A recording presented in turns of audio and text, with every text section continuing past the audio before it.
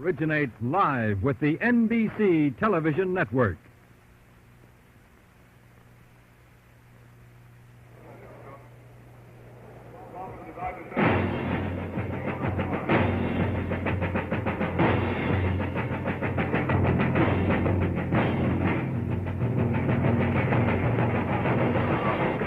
NBC Sports presents the 1965 World Series. From Dodger Stadium in Los Angeles, California, the Minnesota Twins meeting the Los Angeles Dodgers. Brought to you by the Gillette Safety Razor Company, maker of the slim, adjustable razor. The Gillette Super Stainless, the totally new Gillette Super Stainless blade. Foamy, the cream of all instant lathers. Right Guard, spray deodorant, and new Heads Up hairdressing for men.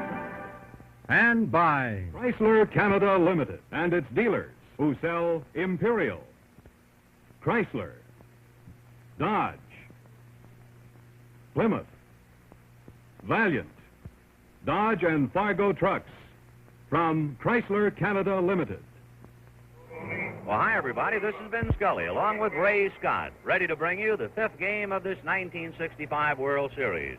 The Gillette Safety Razor Company and Chrysler Corporation also bring you the All-Star Baseball game, NCAA football, and the 1966 Rose Bowl game over the NBC network in appreciation of your continued support.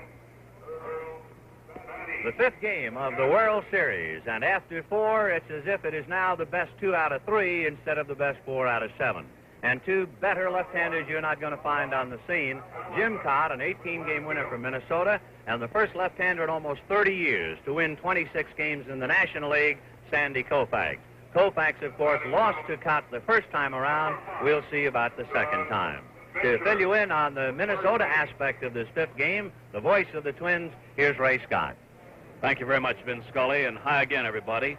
If indeed the World Series is going to evolve itself into where you're playing, since the Twins, of course, won the 2 games played in their home ballpark, Metropolitan Stadium, and the Dodgers have won the 2 played here in Dodger Stadium, then, of course, the Twins feel they'll have the ultimate edge, because this is the year that the American League team will have 4 games in its home ballpark, and the National League team 3 if indeed the series goes to 7. I do believe that the Twin players have been a bit upset at their play in yesterday's game, and how it will affect today's game remains to be seen. But as Vin said, 2 great pitchers are matched today, Koufax and Cott. Vin, let's go back to you. All right, Ray, and first of all, this game is authorized under television rights granted by the Commissioner of Baseball solely for the entertainment of our audience. Any publication, reproduction, or other use of the pictures, descriptions, and accounts of this game without the express written consent of the Commissioner is prohibited. Any commercial or other use of the program, such as by charging admission for its showing, is similarly prohibited unless authorized in writing by the Commissioner. Another big crowd, and this could be the hottest day of the series, game number 5. It has come up hot and clear. And to take another look at Dodger Stadium and refresh your memory, it is 330 down the left field line, and it's a symmetrical ballpark, falling away to 380, as you see. And way out where the big boys hit him, 410. The same way around to deep right center and right, and the visiting bullpen situated back of right field. The attendance for the first 2 games, we had 55,934 and 55,920, and another crowd of around 55,000 expected today. Some of the members of the bullpen contingent for the Minnesota Twins. And they had their first real airing yesterday when Alan Worthington and Bill Price came in to relieve, and the day before when Jimmy Merritt and Johnny Klipstein came in. The Twins in the first 2 games had complete games from Jim Grant and Jim Cott. Talking about Jim Cott, there's the talented left-hander right now, loosening up in front of the Minnesota dugout. Jim, an 18-game winner, 18 and 11, pitched a strong game to beat Sandy Koufax 5-1 in the second game of the series. And there is the same Koufax who went 6 innings against the Twins, allowed 2 runs, only one of them earned. Sandy in World Series competition is 2-2, and both of his defeats, he allowed only 1 earned run. He lost to the Chicago White Sox 1-0, and then, of course, the final score of the game with Minnesota, 5-1. The pregame meeting at home plate and the exchange of batting cards, and we'll take a look at the names on the Dodger card right now. Leading off, the shortstop, Maury Wills. Jim Gilliam at third base. Willie Davis hitting third in center field. Lou Johnson in the cleanup spot against left-handers in left field. Ron Fairley in right field. Wes Parker will be at first base. Dick Tracewski playing for the injured Jim Lefevre at second. Johnny Roseborough going all the way behind the plate in the series, and Sandy Koufax, the pitcher. The 5th game of the 1965 World Series is being brought to you from Dodger Stadium in Los Angeles, California. Now you can wear your hair in simply dozens of delightful styles and know every hair will keep its place. Thanks to Adorn, the holdingest hairspray. Adorn never lets a dew down, so let yourself go. Try your hair sleek and sultry with tantalizing side effects. Adorn it? Forget it. Adorn never lets a dew down, or be demure as a dimple. Style it sweet and simple. Adorn never lets a dew down. And because Adorn works invisibly, all the natural luster, all the softness and highlights shine through. Your hair looks natural, acts natural, and feels natural. So try all the new styles. Have fun. Heap your hair high in a pyramid of swirls and curls. Adorn never lets a dew down. Adorn, the holdingest hairspray. The umpires have taken their respective positions, so we're very close to game time. So without further ado, here's the voice of the Minnesota Twins, Ray Scott. Thanks again, Ben. The umpiring assignments today at the home plate: Bob Stewart of the American League, the National League's Ed Fargo at first, Ed Hurley of the American League at second, Tony Venson of the National League is at third. On the foul lines in left, John Flaherty of the American League, and from the National League, Ed Sudol along the right field line. Now the starting lineup before this, again, packed house at Dodger Stadium in Los Angeles. And incidentally, the weatherman has been most kind today. Brilliant sunshine. Much warmer day than we have had the last 2 days here in Los Angeles. And let's take a look at the Twins. The shortstop leading off, Zoilo Versailles. The center fielder, Joe Nosick.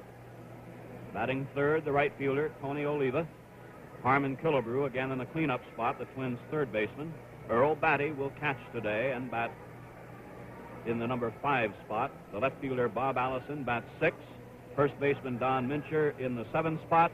The second baseman, Frank Quillisi, bats number 8. And left-hander Jim Cott, regular season record, 18 wins, 11 losses.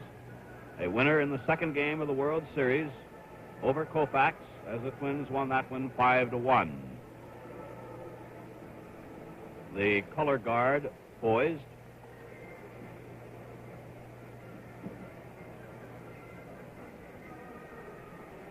If there is such a thing as having the advantage by playing at home, this World Series has certainly proven it. And in fact, the manner of play when in the confines of your own ballpark has certainly followed a parallel here, as the Twins won the opener 8-2. The second game, 5-1. That was the first matching of Koufax and Cott. And then the scene shifted here to Dodger Stadium, and Claude Osteen came up with a brilliant 5-hitter, shutting out the Twins 4-0. Don Drysdale gaining revenge over Jim Grant, as the Dodgers won yesterday 7-2, and so the stage is set for the 5th game of the World Series. The color guard out in the outfield right now. From our center field camera, our national anthem today will be sung by Eddie Fisher. The color guard is from the United States Air Force Station of Los Angeles. Both Koufax and Cott are continuing to warm up. We've had a very interesting variety as far as those throwing out the first pitch. For example, for this fifth game today, the younger generation will be represented. A pitcher for the Long Beach Pony League champions, Craig Swan, will be throwing out the first ball today. In fact, we had one game in the World Series where, because of the weather, there was no first ball thrown out. The governor of Minnesota apparently decided that wet weather and cold weather, cool weather at least, was not his dish. Here's the announcement now on the public address system that radio and television recording star Eddie Fisher will sing our national anthem. We invite you to join us.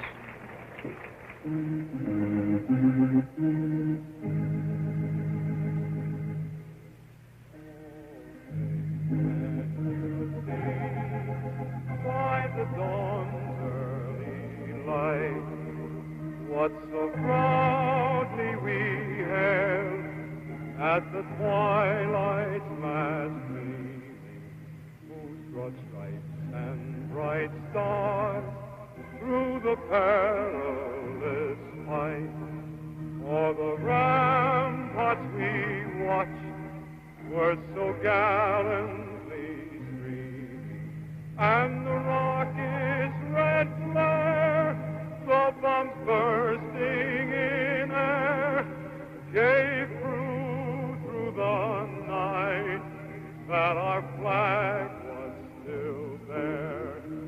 Oh, say does that star-spangled banner yet wave o'er the land of the free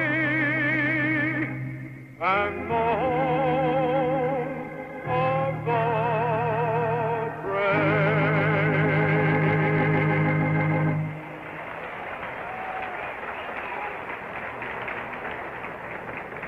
So on this perfect afternoon, the fifth game of the World Series will be played. Young Craig Swan is being introduced, and the crowd being told of his pitching exploits, which included a no-hitter, and so he and Sandy Koufax have something in common. Koufax has completed his warm-up chores. Jim Cott is still throwing up. Craig Swan, pitcher for the Pony League champions from Long Beach, California.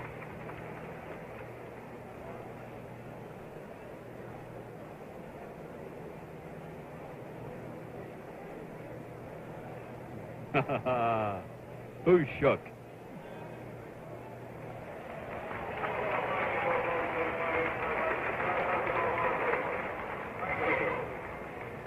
We pause briefly for station identification.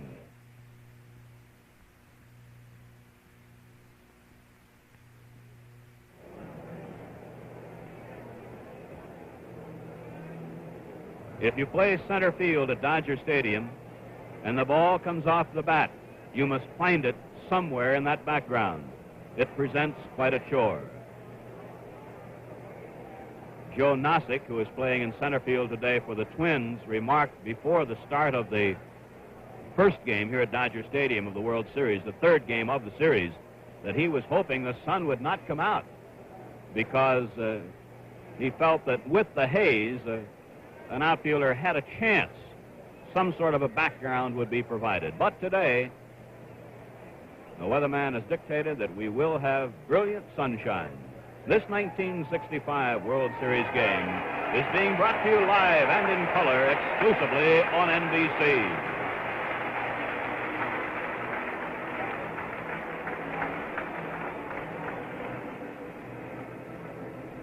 A look now at the Dodgers in the field. At first base, Wes Parker. Dick Tracewski at second. Maury Wills at short. Jim Gilliam at third. Lou Johnson is the left fielder. Willie Davis in center. Ron Fairley in right.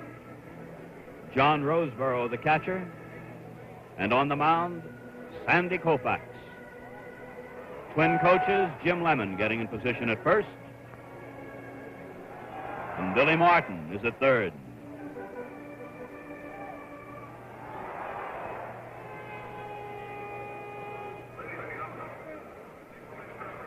Then, I wonder if I could ask you a question here as the Twins Versailles comes to the plate. I don't believe that, or I believe that there are many of our fans who are not really aware of the condition of Sandy's arm as far as what he must do to get ready to pitch a game. Well, Ray, in essence, it is referred to as a traumatic arthritic condition. And although he warms up the usual time, 20 minutes, it sometimes will take him 4 innings to get ready. And he said that in Minnesota, on that kind of wet, gray day, he really didn't feel right until the 6th inning. One of the standout players in this World Series, Zoilo Versailles, starts it off, along with his counterpart at shortstop for the Dodgers, Maury Wills. Versailles has 6 base hits in the series and 17 at-bats. So he and Wills leading in that particular department. Gilliam tied at third, and the first pitch of the 5th game. An attempted bunt is fouled back for strike 1. When Versailles faced Koufax in the 2nd game of the series, he was 0 for 3 against Koufax, but he did triple in the 7th inning against Peranoski. A ball, 1-1. I asked Sandy about the second time around. This is what he said. Well, the second time that you face a ball club, you do have an idea of what kind of hitters they are, a little bit better than you do the first time. Of course, they have an idea of what kind of pitcher you are. You just hope that you have your good stuff and your good control. 2-2 to Versailles. Getting a look at the Koufax fastball. Versailles has homered, tripled, doubled, and has 3 singles. To short.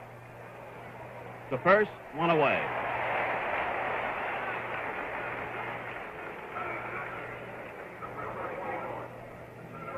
The Twins center fielder, Joe Nossick, platooning in center with Jimmy Hall in manager Sam Mealy's scheme of things for World Series play. Joe in the series has shown himself to be a fine outfielder, and at the plate has 3 hits and 8 at-bats.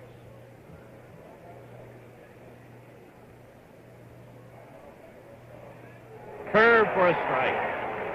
Nossick against Koufax singled, flied out, and sacrificed in the 2nd game of the series. Low, 1-1.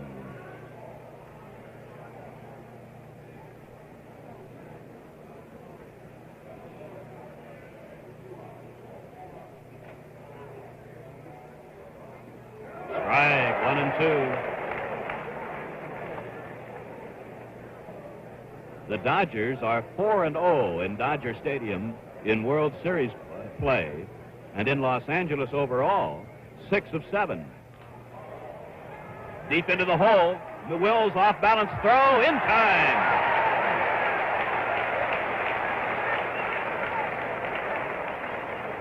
Oh, there is a strong arm. Wills throwing off balance to get the speedy Nossick. And with 2 down, here is Tony Oliva.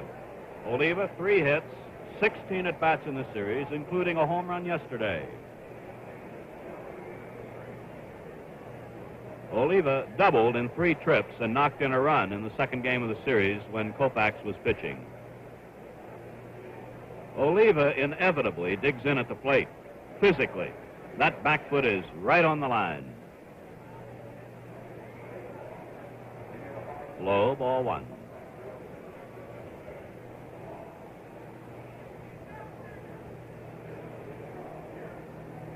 It is almost as though Tony prefers a starting block.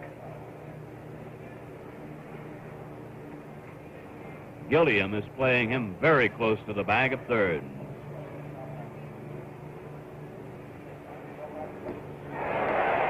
One and one.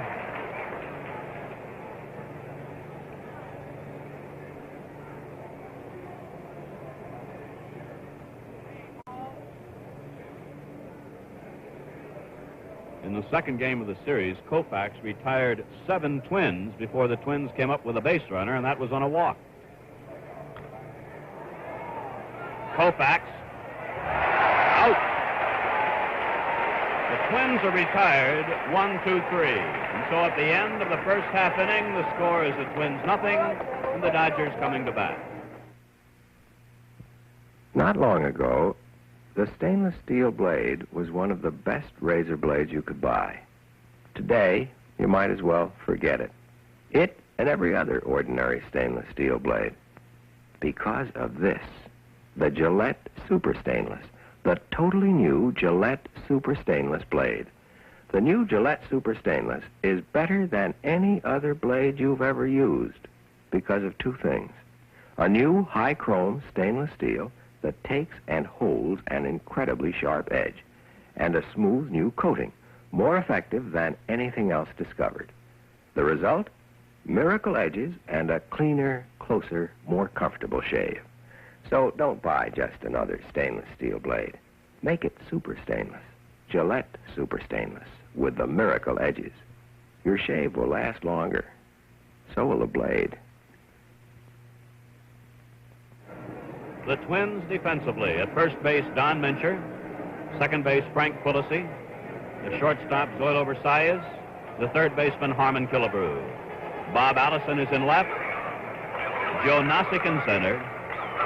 Tony Oliva in right. Earl Batty is the catcher. And Jim Cott is on the mound. First base coach is Danny Ozark for the Dodgers, and at third, Preston Gomez. Last of the first and no score.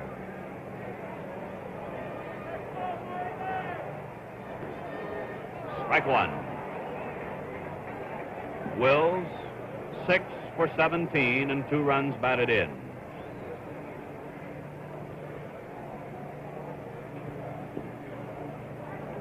Breaking ball a bit low, 1-1. Note the Twins' inner defense against Wills.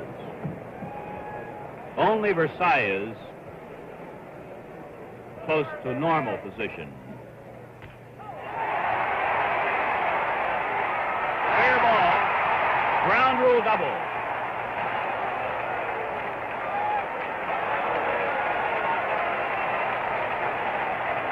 Wills now is the first player in the series with 7 hits.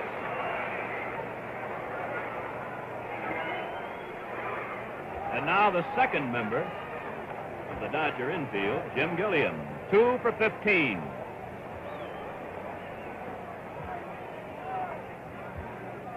This is just about the maximum Dodger threat. Wills on second, nobody out, and Gilliam up. Ball 1. The Dodgers did not get a hit off Cott until the 5th inning of the second game of the series.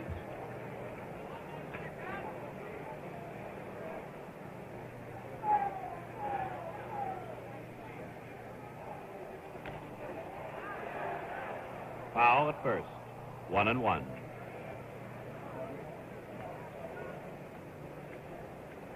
Wills has stolen 2 bases. The Dodgers as a team have stolen 5 in the series, whereas the Twins have stolen just 1.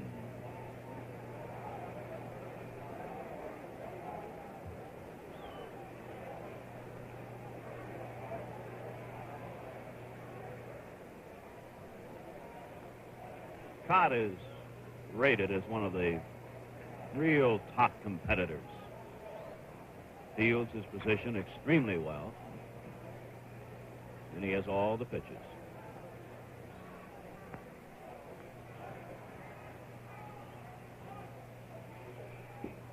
Ball 2, 2-1.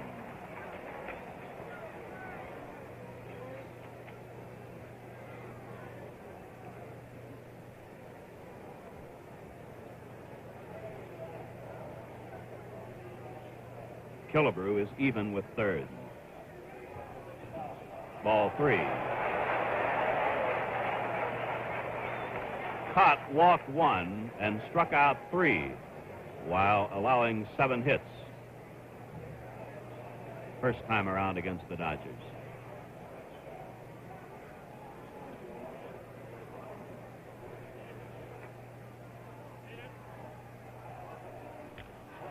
3-2.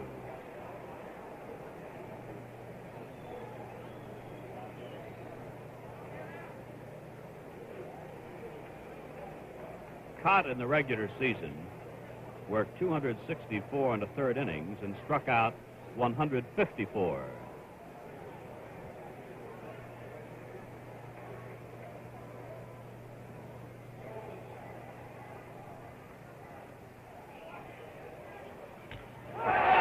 Base hit. The throw cut off. It's 1-0.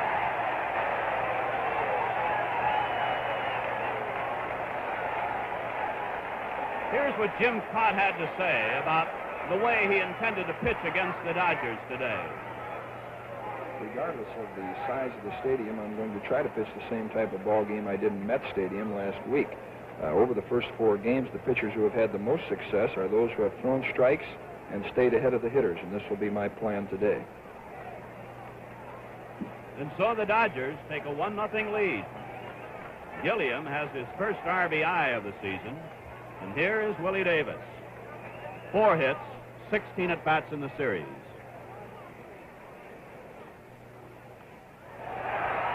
Killebrew. And the ball beyond Quillisi. Gilliam is around third. Davis at third. It is 2-0.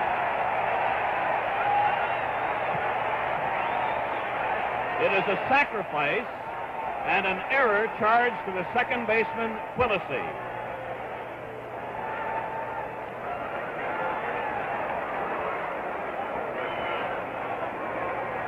And so the Dodgers have a 2-0 lead. On third base is Willie Davis, still nobody out, and here is the left fielder, Lou Johnson. And the Twins are going to start warm-up activity in the bullpen.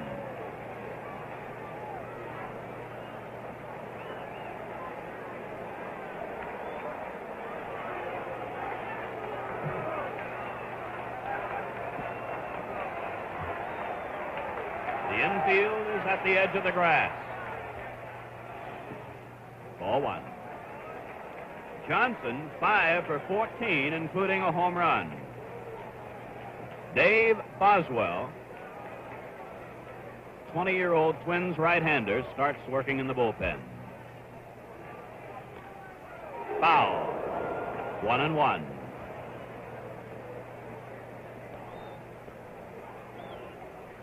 A double, a single, a sacrifice, an error, and the Dodgers have not only a 2-0 lead, but a runner at third with no outs, and Versailles decides it's time to talk to Jim Cott.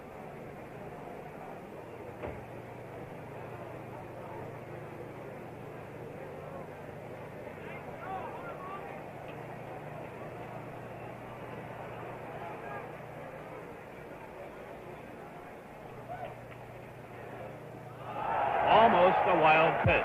Ball 2 and strike 1.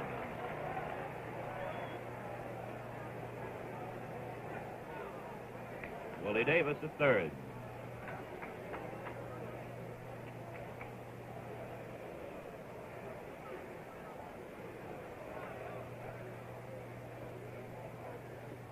Foul. 2-2.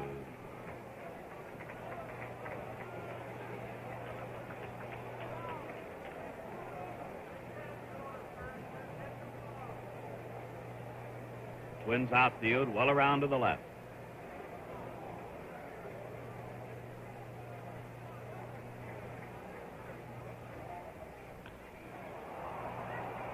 Quillisi, the second baseman, calling. 1 out.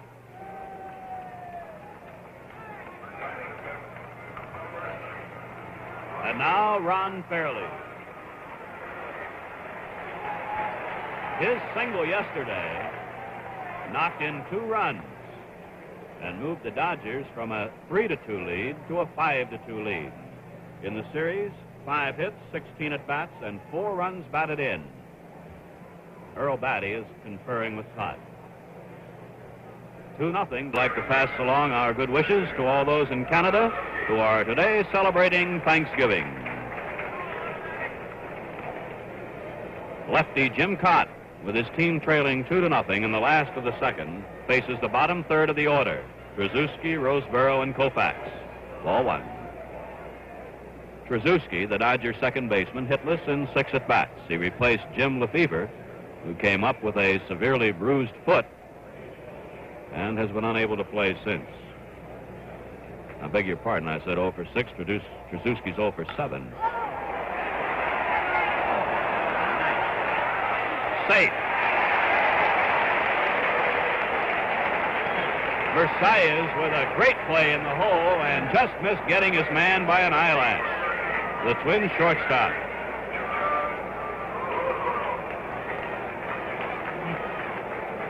Here's a look at that play again. First base umpire Ed Fargo with a safe sign, and Trzaskowski is no longer hitless. The third hit off Cott, and here's Roseboro. Strike 1. Roseboro, 4 hits, 14 at-bats, 3 runs batted in.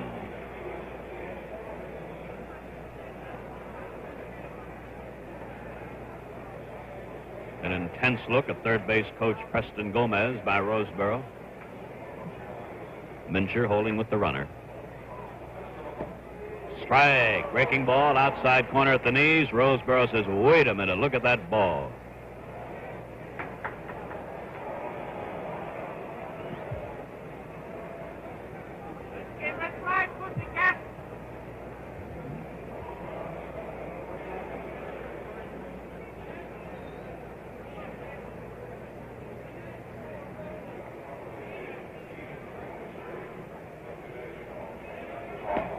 Just missing at the knees. Ball 1, strike 2.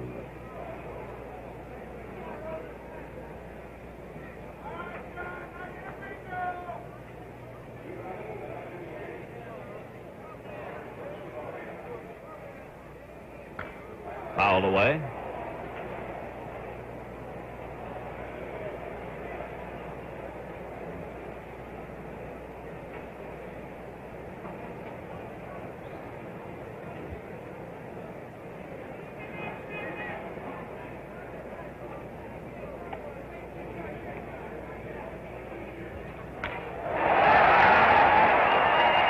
Hooking foul.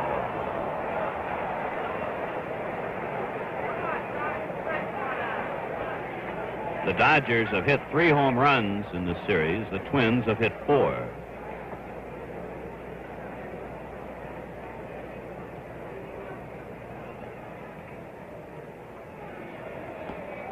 Curve low, 2-2.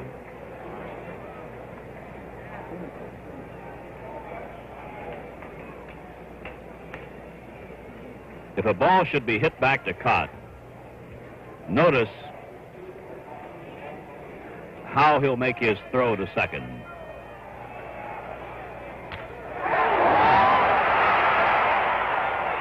Safe.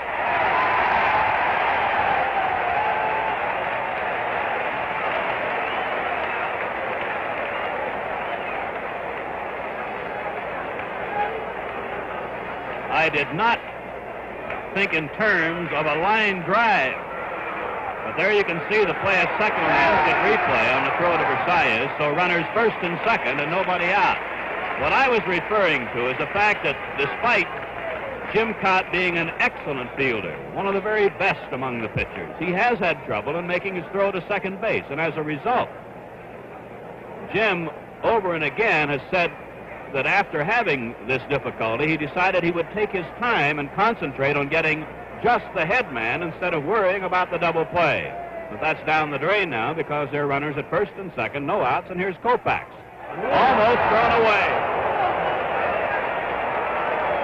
Versailles making a great save.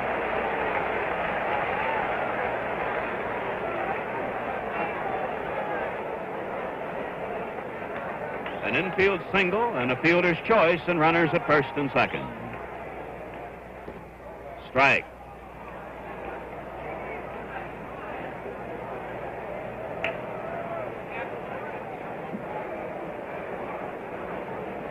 Koufax, as a batsman in the series, 0 for 2.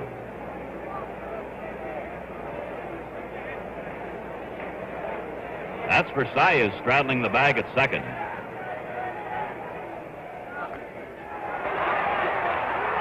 Batty could not quite get to it. Strike two.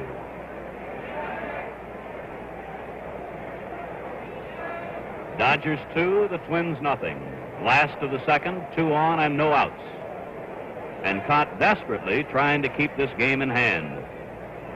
He pitched out of a big trouble spot in the first inning. The Dodgers had 2 runs in and a runner at third with no outs. And he kept the runner nailed at third while retiring the last 3 men. Twins are still anticipating a bunt. Just inside, ball 1.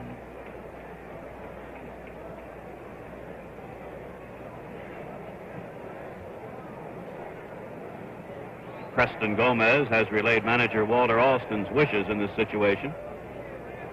The Twins believe that Koufax will be bunting. Strikeout. 1 away.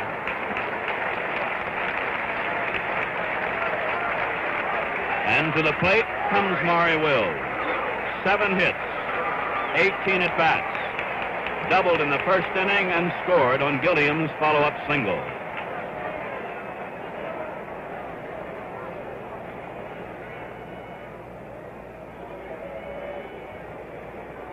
It was the second double for Wills in the series.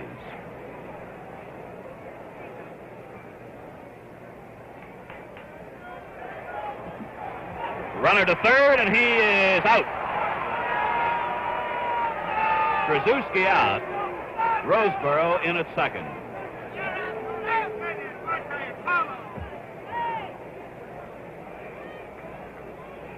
Watch the runner now on the instant replay. Trzaskowski.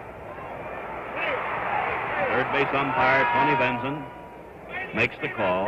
So 2 down. The first pitch taken for ball 1 by Wills.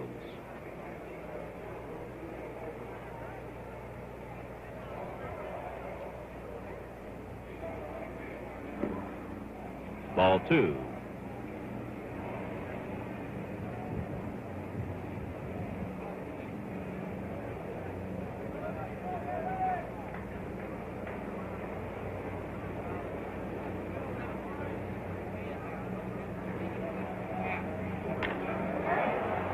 Quillisi to Mincher. Cott pitches out of trouble, and the Dodgers are out. And so, at the end of the second inning, the score, the Dodgers 2, the Twins nothing. See this man? He's using a stainless steel blade. Has since they were introduced. He thinks they're great. Yet, he'll never buy another one. Nope. He'll never buy another ordinary stainless steel blade because the Gillette Super Stainless is here. The totally new Gillette Super Stainless blade, made of a new high-chrome stainless steel that takes and holds an incredibly sharp edge, with a smooth new coating more effective than anything else discovered. The result? Miracle edges and a cleaner, closer, more comfortable shave. So don't buy just another stainless steel blade. Make it super stainless. Gillette Super Stainless with the miracle edges. Your shave will last longer. So will the blade.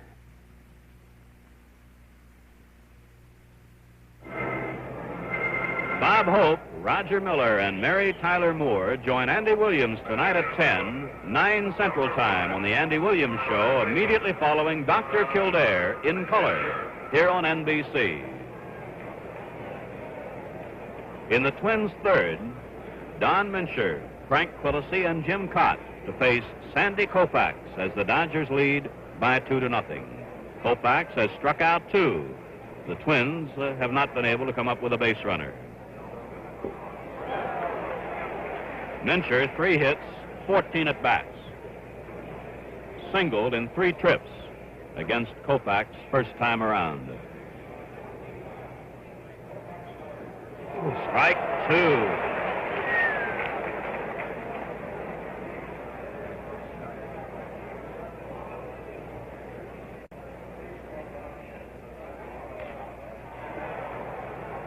shallow right field. Willie Davis coming in, and the center fielder will make the catch in right center. 7 in a row retired by Koufax, and here is Quillisi. At the same stage of the game, when Koufax worked the second game of the series, Quillisi became the Twins' first base runner by walking. In the series, the Twins' second baseman has had 2 hits in 12 trips. With no hits since the first game. Strike.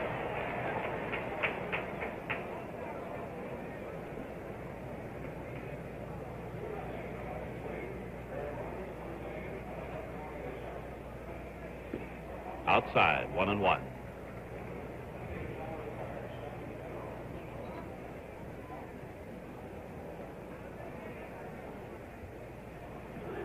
A let-up delivery, strike called.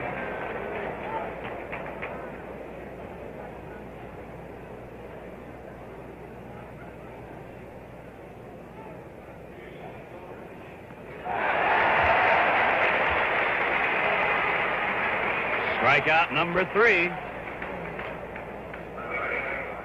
And with 2 down in the third, here is Jim Cott. Koufax struck out Cott twice. Later on in that game, Cott singled and knocked in 2 runs. But Koufax had departed.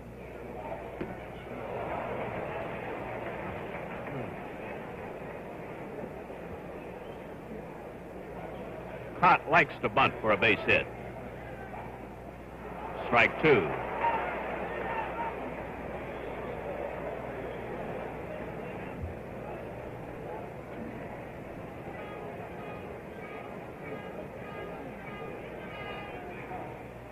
Fouled back on the bunt attempt, another strikeout. 9 in a row retired by Koufax. So at the end of 2.5 innings, the score is the Dodgers 2 and the Twins nothing. You wouldn't think of buying a dress too small or a sandwich too big. You wouldn't have a mop too short or eyelashes too long. You insist your glasses fit right. Your cake bakes light. But what about your pen? Size counts there too, and just as much. Size makes writing easy or hard, cramped or comfortable. That's why Papermate designed the 3 different sized, shaped, and weighted pens in the Papermate Profile Trio. That one's the slim, light, responsive, smart. That's the husky, real heft and weight, substantial. And the regular, average size and weight, the one most people like. 3 pens, 3 sizes, shapes, and weights. The Papermate Profile Trio. Pick the one that's right for you. Jim Gilliam had some thoughts about the way Jim Cott would pitch to him today. Here's what he said. Well, the series is all even now, and it's been pretty rough on me up to that plate right now. This Cott pitched me pretty good the last time I faced him, but I hope to have better success with him this time. In Minnesota, he moved the ball around on me pretty well. He was in and out, down and in.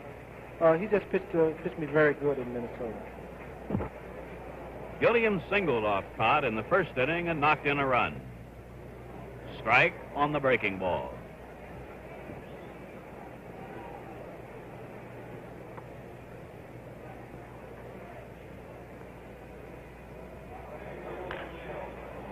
Killebrew to Mincher. If it is true that a pitcher thrives on trouble, then Cott's one of the thrivingest pitchers in a long while. He's had nothing but trouble today. Pitched out of a big trouble spot in the first inning and another jam in the second. Here's Willie Davis.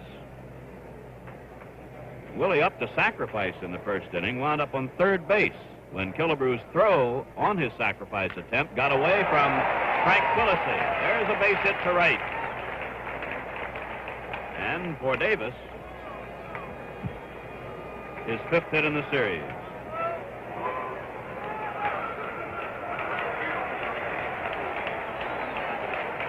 Hit number 4 off Cott, Here's Lou Johnson, popped up to the second baseman in the first inning.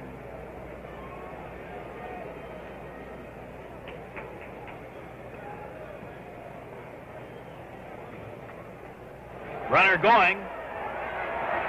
Throw very high, safe.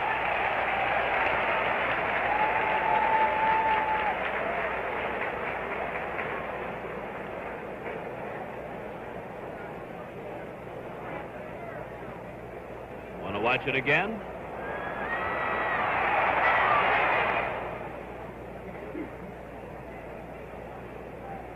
"25 stolen bases for Davis in the regular season, his first of the World Series.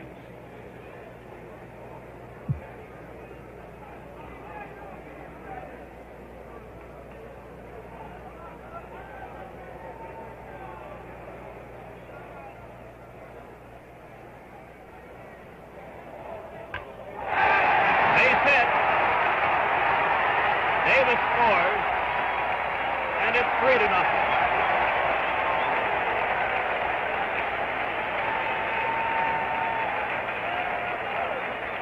Johnson's third run batted in as he belted the off-speed pitch into straightaway center.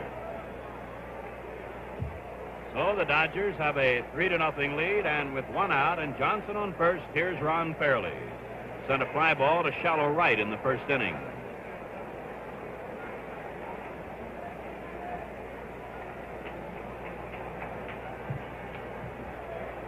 For the second time in this game, Dave Boswell is up in the Twins' bullpen.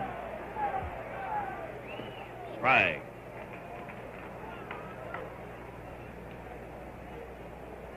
Boswell has a very important date coming up on Saturday. He'll be married.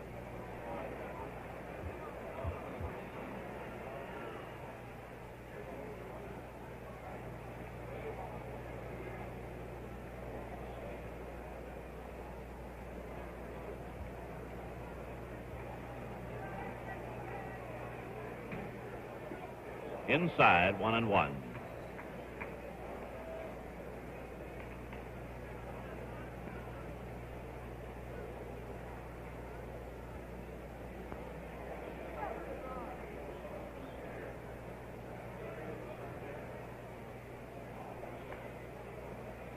Runner going. Base hit. Johnson at third, being waved in.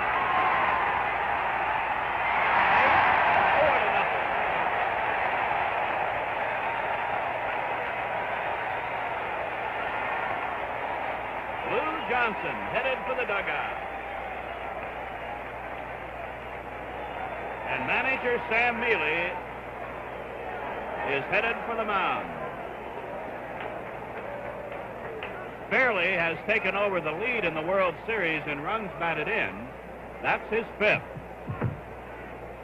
And the call to the bullpen. And here's what Sam Mealy had to say before today's game started.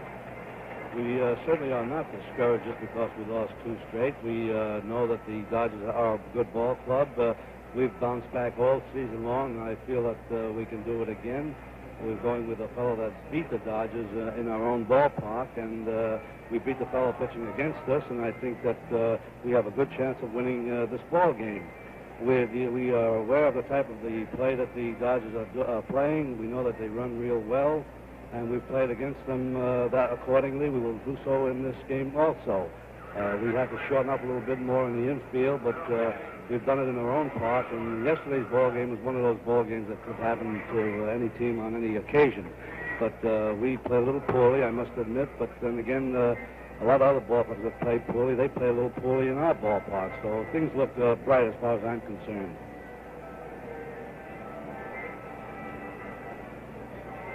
Dave Boswell, 20 years old, takes over from lefty Jim Cott. So Cott, a winner the first time against the Dodgers, is knocked out after 2 1/3 innings and is hit hard. Cott gave up 6 hits, struck out 1, didn't walk anybody. Boswell comes on with a Dodger runner at second, Fairley. 2 runs in the 3rd inning and 1 out. Boswell missed a month of the regular season. He had an attack of mononucleosis. He won 6 and lost 5, and in 106 innings allowed only 77 hits. He had some trouble with his control, walked 46, struck out 85. His earned run average was 3.40. He has a fine fastball, and he throws a great change. And I'd like to make a correction right now while young Boswell is warming up. Earlier, we said that on the Andy Williams show tonight at 10 that you could watch Bob Hope, Roger Miller, and Mary Tyler Moore. Not so. You can watch them at 9 Eastern and 8 Central Time. That's the Andy Williams show right after Dr. Kildare in color here on NBC.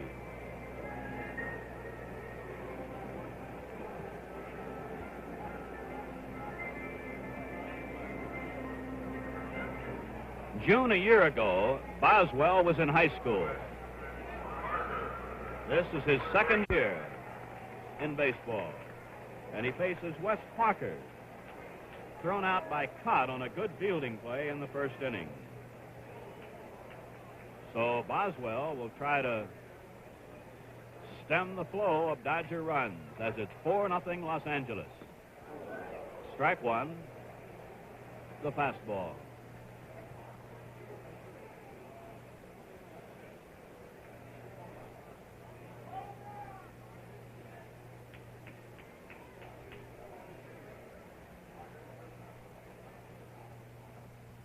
One and one.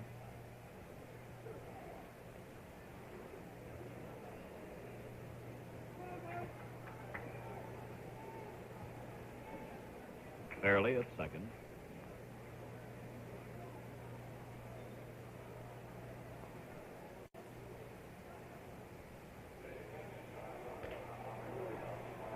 Dementia, unassisted, and Fairly moves to third. 2 down.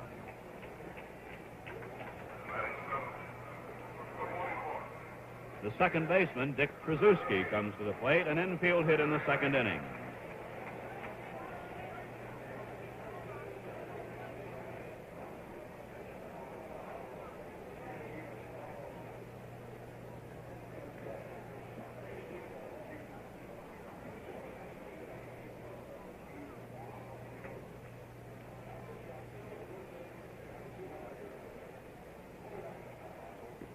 Ball 1. You know, Vin, I think our good viewers, and you'll appreciate this, Dave is a completely uninhibited young man. He says exactly what comes to his mind. And first time he saw Yankee Stadium, he was in a Twins uniform, and he came out of the dugout, looked around, he said, "Is this where I see the Yankees when they're on television?" And somebody said, "Yeah, it's Yankee Stadium." Killebrew near the Dodger dugout. Bounces high on the dugout and out of play. 1 and 1.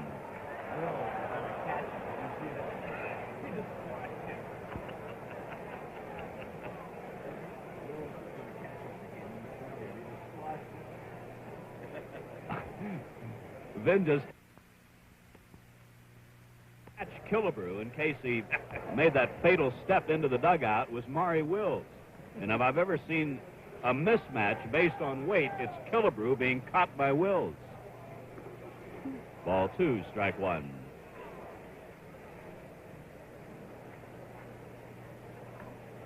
Dave Boswell on in relief of Jim Cott here in the Dodger 3rd inning, with the Dodgers leading 4-0. Runner at third, Fairly. 2 out, and the batter, Krasuski.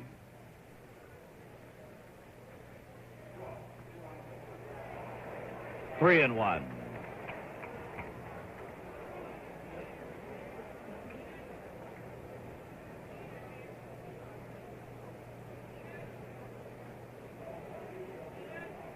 Ron Fairly edging away from third.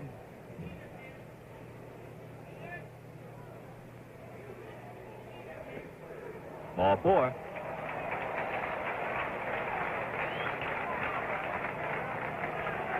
So with Dodger runners at first and third, here's John Roseborough.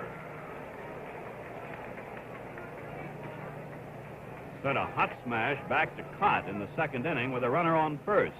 Cott had trouble for an instant finding the ball, and his throw to second was late. And so Roseboro was a base runner on the fielder's choice.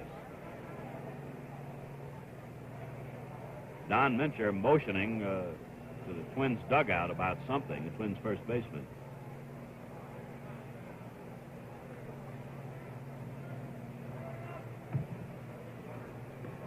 Strike one.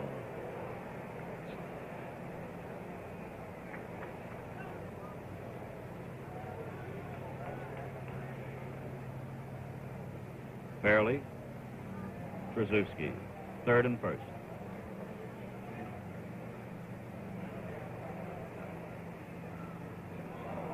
Breaking ball inside, 1-1.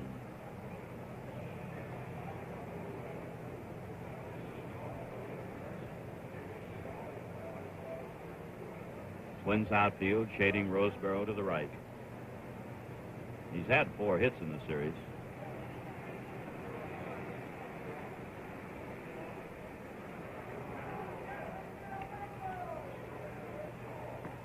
Fastball outside, 2-1.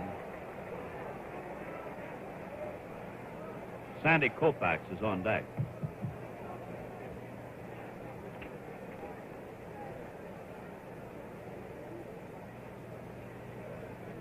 Sandy.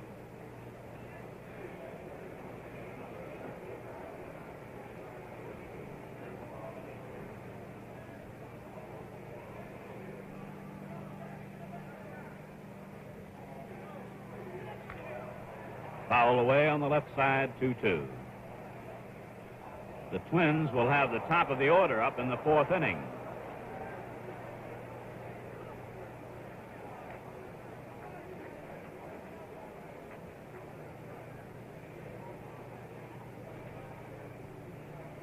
Fairley, who doubled, is now up third.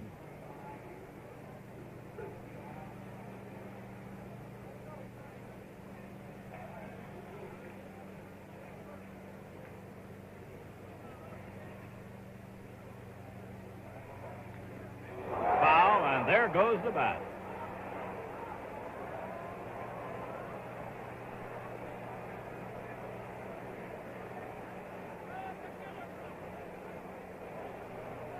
Count holds at 2-2.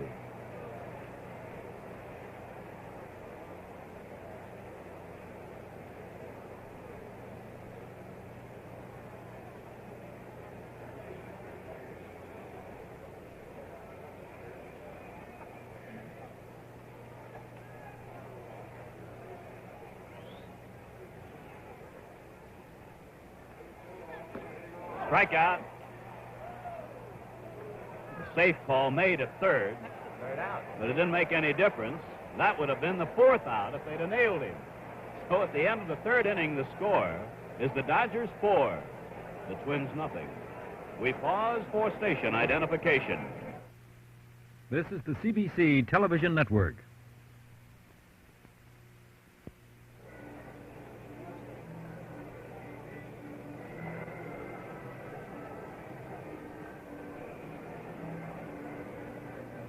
Packed house and a beautiful day in Los Angeles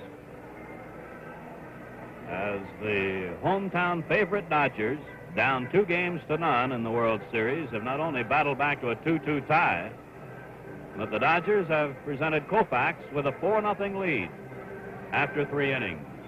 Koufax has struck out 4. Twins have yet to get a man on, and here in the 4th inning it'll be Versailles, Nossick, and Oliva.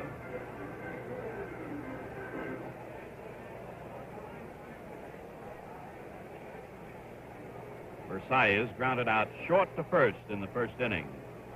Was tied with Maury Wills for most hits in the series at the start of the game, but Wills has doubled and now has 7 hits. Johnson has 6 hits now, Fairley 6.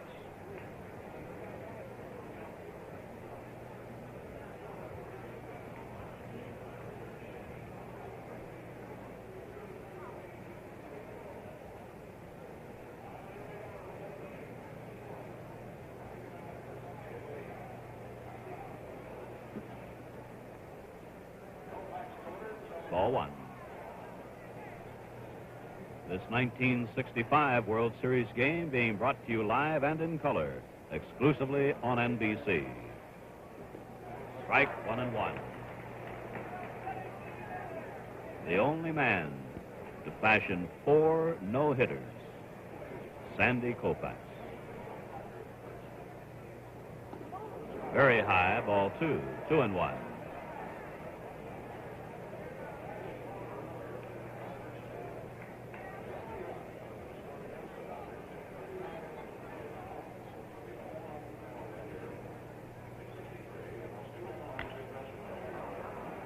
Shallow right, Ron Fairley. Shielding his eyes from the glare, and that's 10 in a row, retired by Koufax.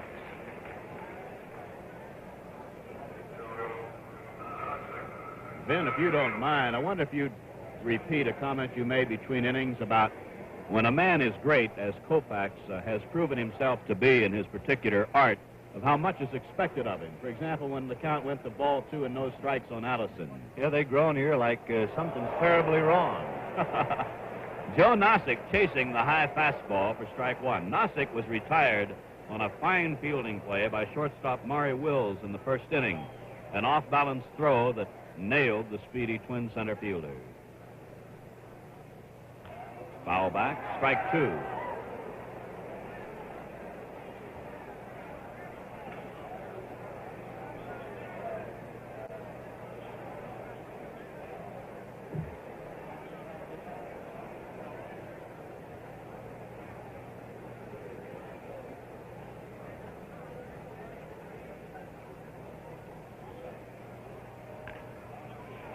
To short, to first, 2 down.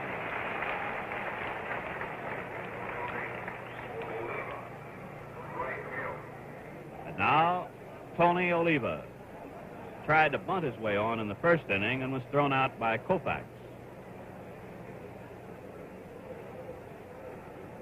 Oliva has had 3 hits in 17 trips.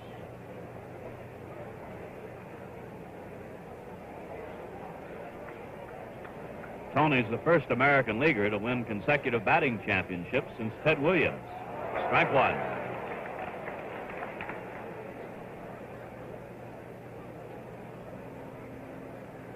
Dodgers 4, the Twins nothing. 4th inning, 2 out, none on. Strike 1 to Tony Oliva.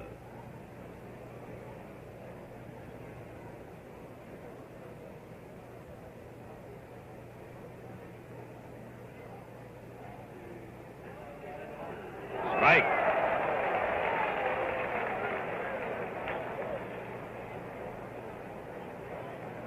A most appreciative crowd of Koufax's efforts here today.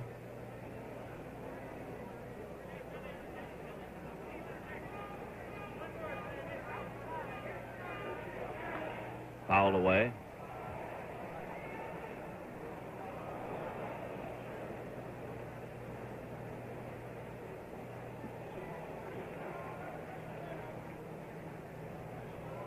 From what little I've had a chance to watch Koufax, it just seems to me that Dodger fans are sort of tuned in to Sandy's frequency. They react to everything he does.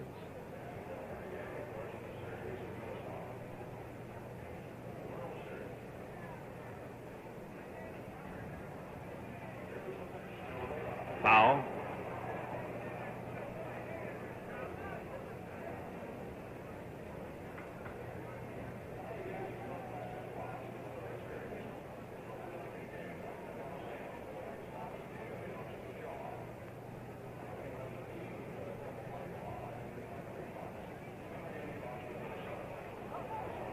Check to swing in time. Ball 1.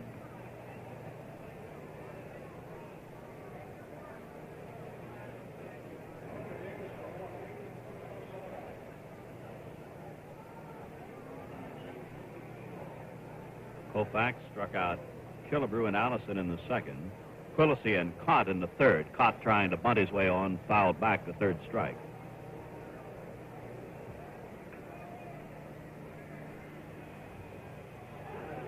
Strike 3. 12 in a row set down by Koufax.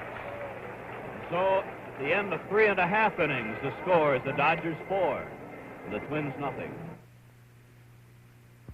Not long ago, the stainless steel blade was one of the best razor blades you could buy. Today, you might as well forget it. It and every other ordinary stainless steel blade.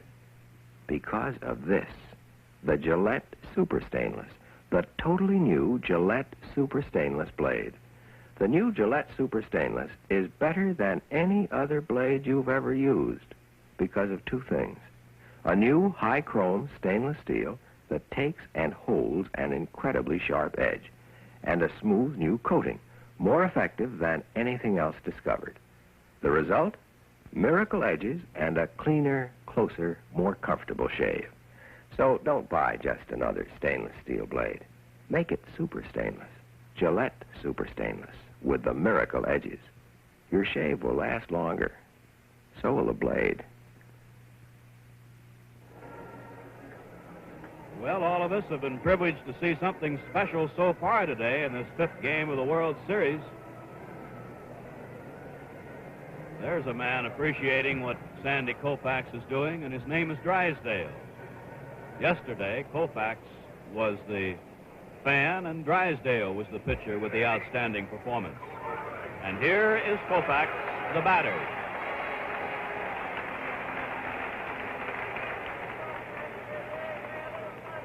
As a batsman in the 2nd inning, struck out.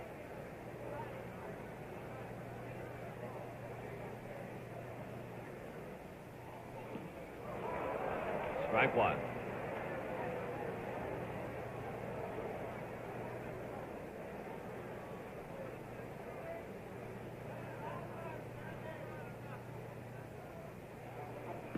Strike two. The Twins pitcher is Dave Boswell. Came on in the 3rd inning in relief of starter Jim Cott. Boswell walked one man and struck out one as he finished up the 3rd inning. Strike three.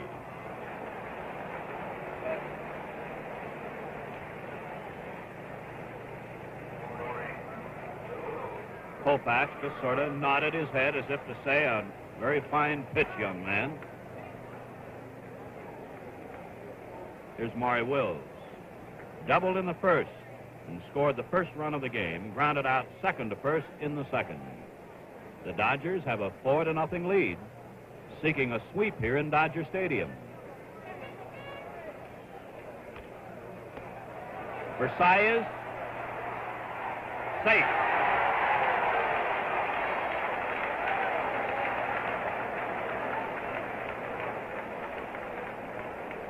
Eight hits for Wills in the series.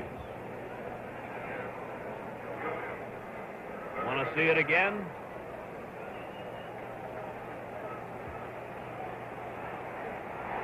Close, but safe.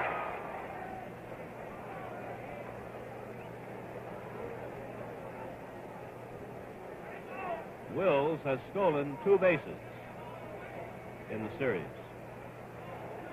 With one away, the batter is Gilliam. Batting from the right side against Cott, singled and grounded out.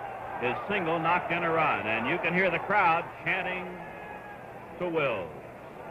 They want to see him go.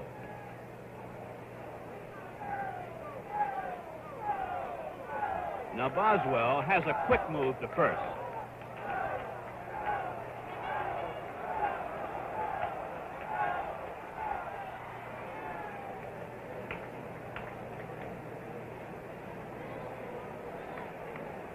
To the best of my knowledge, this is the first time that Wills has had a look at Boswell and vice versa. So a few things are being checked out.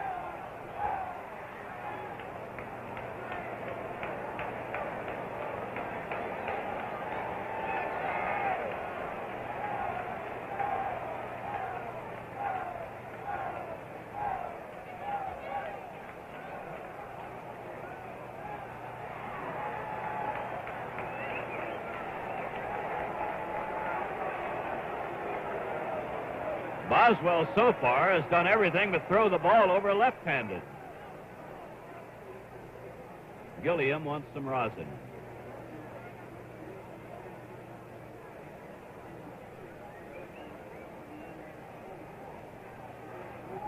In Boswell, the Twins believe they have a real nugget.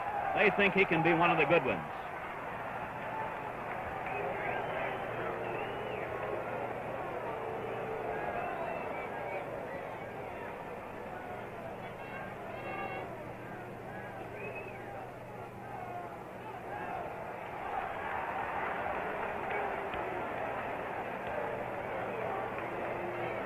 I'll say this, Boswell has been high with every throw to first. It's about ball 6 going to first base. 1 out.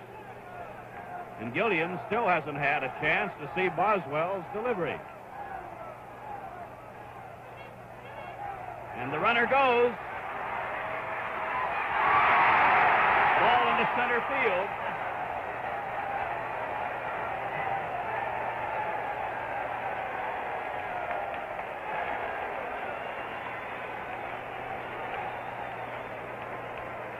Watch it again. It was a good throw, except that it was high. Had the ball been held, it would have been close. A Dodger Club record for steals in a World Series has just been set. 7 in 7 games in 1947. And a man to the name of Pee Wee Reese has just been tied. Outside, 1-1. The first pitch, a strike to Gilliam.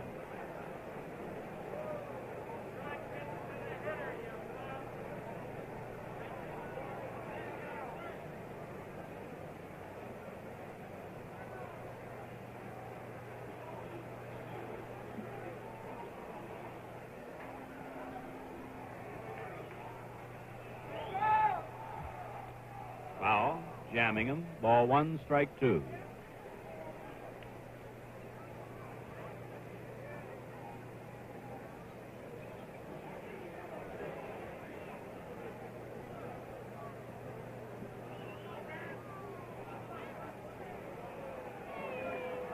Twin players have a great appreciation of Maury Will's tremendous skills as a base runner.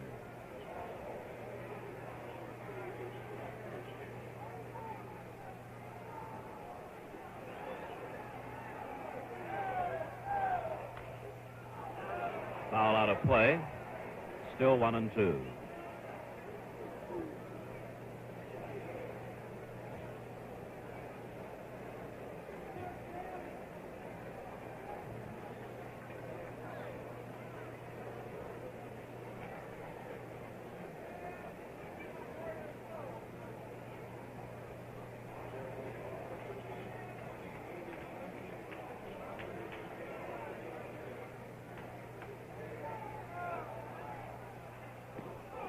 Just a bit high with a let-up delivery, 2-2.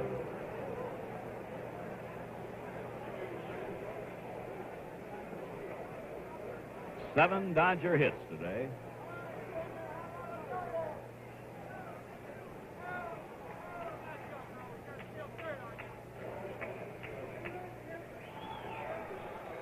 Will he try to go to third?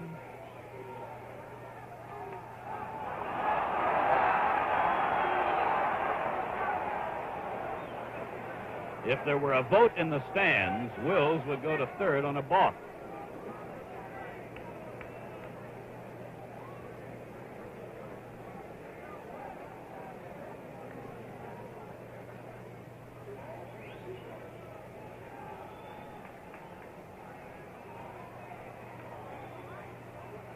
I doubt that there's ever been one man who has worried so many.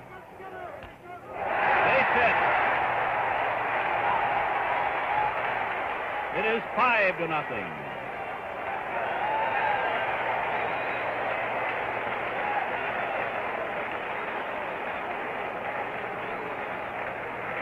Gilliam's second RBI of the day.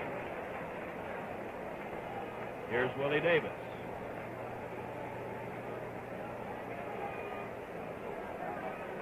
Base runner in the first when He sacrificed, and Killebrew's throw escaped Quillisi. Single to right in the third, stole second, and scored. Ball one high. 5-0, Los Angeles, last of the fourth. Gilliam on first, one out.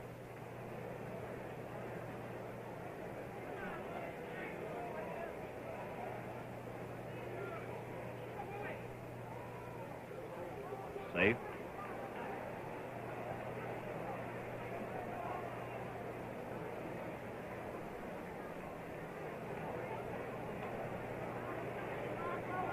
Killebrew in tight at third. Outside, ball two.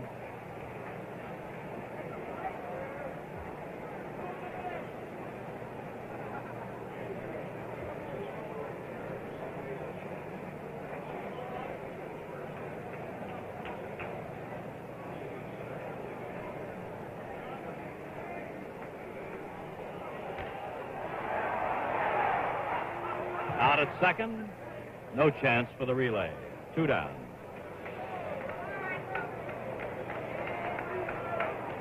And here's Lou Johnson. Popped up in the first, knocked in a run in the third.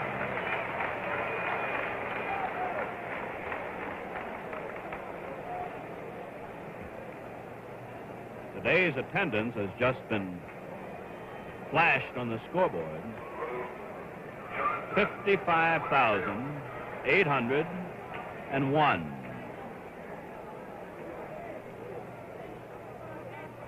Just under yesterday's attendance by a little over 100. Ball one. The first day at Dodger Stadium, 55,934. 14 fewer yesterday. And 55,801 today for a total attendance. I'll give that in a moment. There goes the runner, and what a jump. Willie Davis crawling the last 20 feet.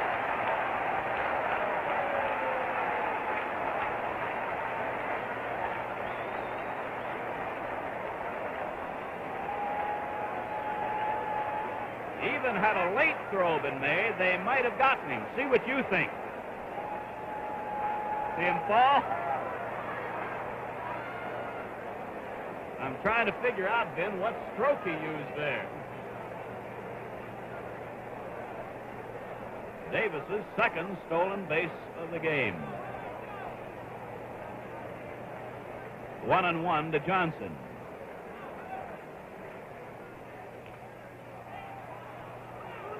Fumble, but in time. The Dodgers are out. Score one, leave one on. And so at the end of 4 innings, the score, the Dodgers 5, the Twins nothing. Who's been using my right guard? Uh-oh. I confess. Me too, Daddy. Relax, Harry. There's an extra one downstairs, and I've got right guard on my shopping list. Gillette Right Guard Power Spray Deodorant is just right for the whole family because nothing touches you but the spray itself. 2 seconds gives you 24-hour protection. Buy Right Guard in this new decorator container. Now another Gillette product. Try Gillette Heads Up, the new clean kind of men's hairdressing. The new clean kind of hairdressing that mixes with the natural conditioning elements of your hair and scalp, the way no greasy dressing can. So your hair looks naturally neat and handsome. Shampoo clean. Try Gillette Heads Up, the new clean kind of men's hairdressing. New Heads Up by Gillette, the people who know man best. Facts before today's game. Well, I really was impressed with Sandy's curveball when he pitched in Minnesota. He's got probably one of the greatest curveballs that I've ever seen from a left-hand pitcher, and of course he's got that real good fastball to go along with the good curve. Killebrew went down swinging in the second inning, one of 5 strikeout victims of Koufax. 4 inning totals, 5 runs, 8 hits, the Dodgers. No runs, no hits, the Twins. The one error in the game committed by the Twins. Strike one to Killebrew.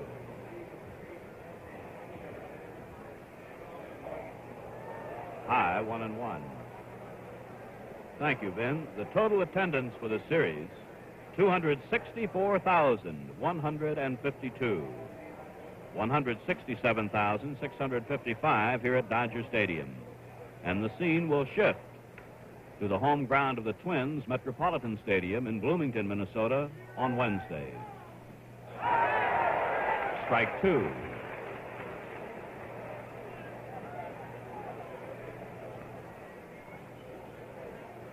Recall Killebrew in his pre-game discussion said he was impressed with the curve.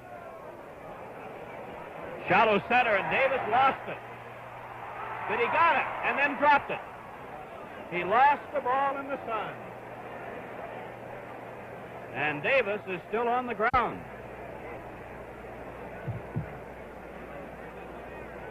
It was obvious that Davis had lost that ball.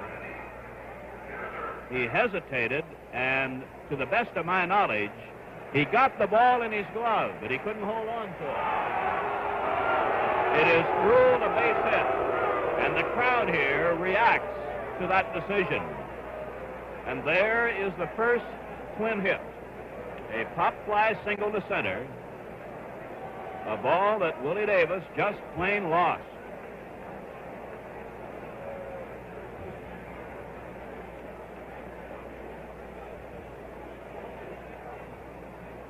The batter is Earl Batty, flied out to right in the second inning.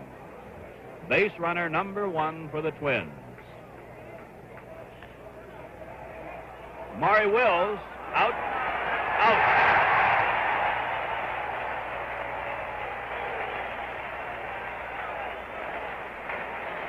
Just like that. 2 are out. And here's Allison, struck out in the second.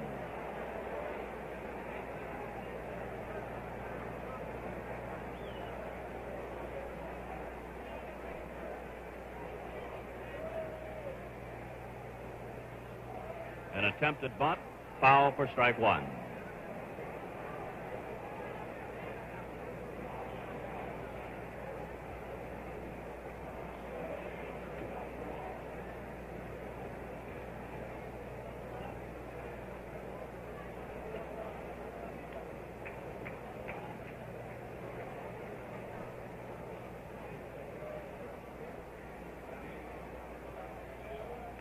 Foul, strike 2.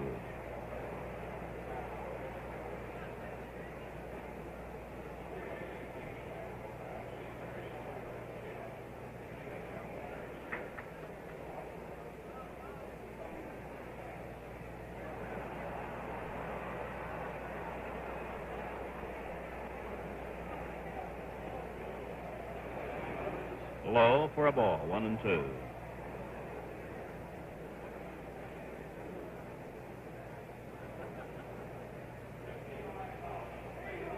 In the dirt again, 2-2.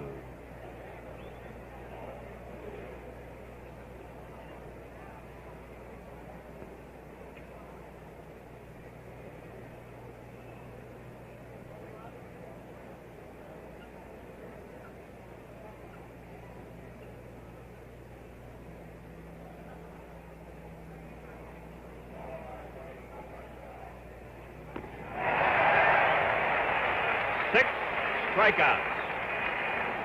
The Twins get a base hit, but leave none on. And so at the middle of the 5th inning, the score is the Dodgers 5 and the Twins nothing. The second half of today's World Series game is brought to you by Chrysler Corporation. Your Chrysler Canada dealer presents Hit Parade for 66. A lineup of cars that are bound to lead the parade. Exciting Chrysler. Move up. Enjoy the Chrysler way of life. Big Dodge. Dodge gives you more than ever before. More size, more comfort, more pride. It's a lot more car for your money. Swinging Coronet by Dodge. Coronet's a new idea from Dodge. Plymouth. Twice the Tiger for 66. There's the hot new Belvedere, a smart new Sizzler from Plymouth. Then there's the big new Plymouth Fury. Nothing goes like Fury. Spirited Valiant. Nobody beats Valiant for value. See them all now at your Chrysler Canada dealers during Hit Parade 66.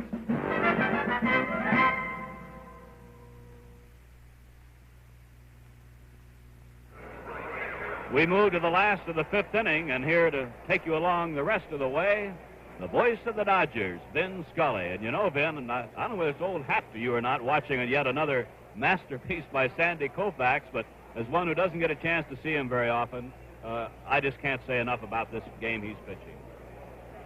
Thank you, Ray, and hi, everybody. Strike one to Fairley. Fairley is flied to right and doubled, 1 for 2. 5 runs, 8 hits for the Dodgers. No runs, 1 hit for the Twins. 1 error. Way to the backstop. Well, Boswell, just a kid, can experiment. That's his second one he's had get away. 1-1.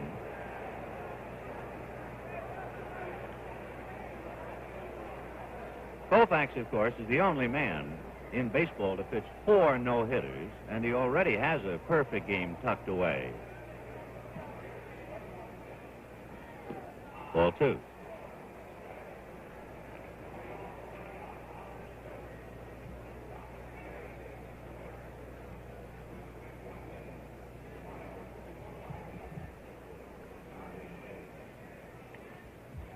Two and 1. 2 and 2.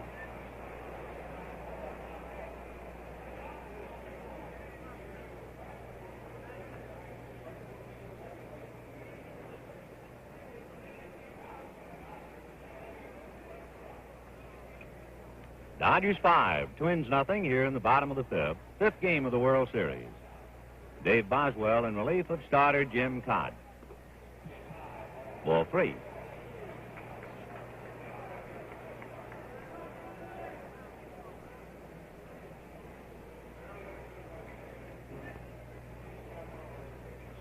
Parker on deck, followed by Trasuski.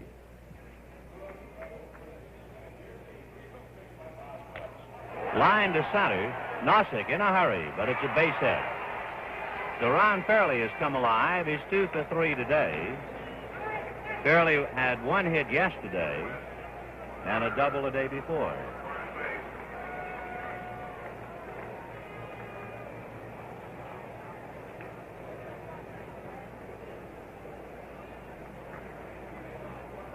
Nine hits for the Dodgers. Parker looking for his first, and Roseboro and Koufax. The other 6 men in the lineup have at least 1 apiece. Wills, Gilliam, and Fairley have 2 apiece. Ball 1.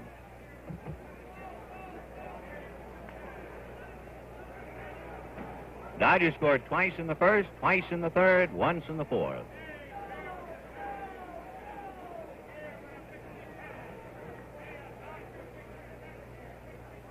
Killebrew in on the grass. Fairley goes, hit and run, and a fly ball to left field and deep. Allison goes back, makes the catch, and Fairley hustles back to first base. So playing hit and run, but Parker went the other way, fly deep to left. Give you an idea, that's very close to being a home run in Minnesota. Here's Trasuski. Infield single and walk. Versailles making a great play to even get the ball in the second inning.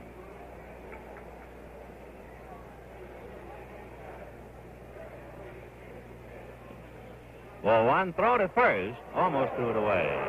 Nice save by Don Mincher. We asked Girobati about whether his sore neck bothered his throwing, but he said no.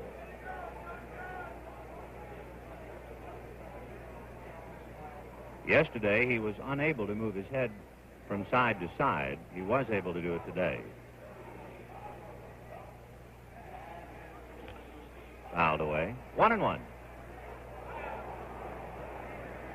The Minnesota Twins will head for home after the ballgame. The Dodgers will stay in Los Angeles, work out here at Dodger Stadium tomorrow, and then fly out to Minnesota. A reminder, tune in Wednesday, 2:45 Eastern Daylight Time, for the 6th game of this 1965 World Series. Missed the bunt. 1-2.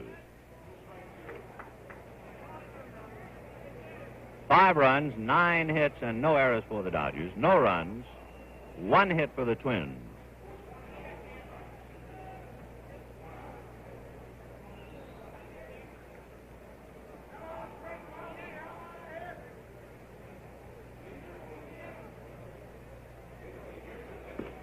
Two and two.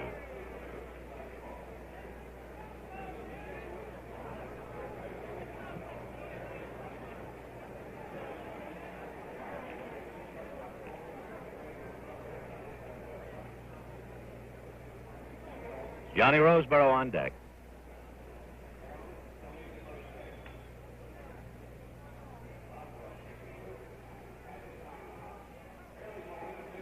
Slow curve missed. Ball 3.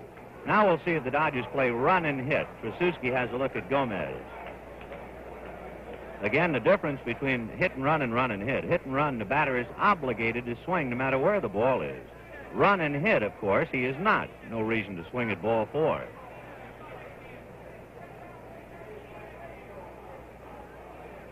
Fairly goes. And a drive to left. Allison goes back, turns, makes the major leaguers catch. And Fairly back to first, and he has to hurry. Boy, Bob Allison made a fine play. That perhaps was not as eye-catching and dramatic as the sliding catch in Minnesota, but believe me, that's a major league play. On a day like today particularly, Allison had to take his eye off the ball, go about 15 to 20 feet, turn and find it. And sometimes to find it here, you have to put an ad in the paper. That was quite a play.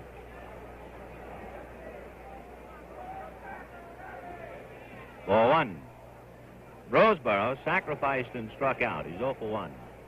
Dodgers 5, Twins nothing in the 5th, with Mincher, Quillisi, and Boswell Spot due up in the 6th.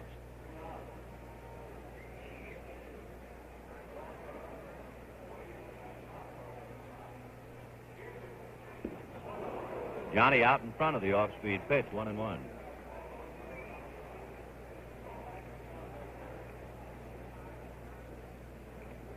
Roseboro is nicknamed on the club Gabby because he's so quiet.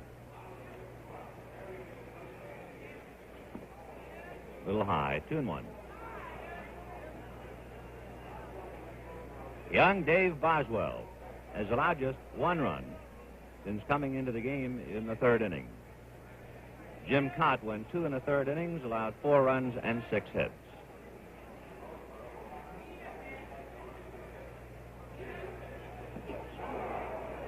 Two and 2. Sandy Koufax on deck.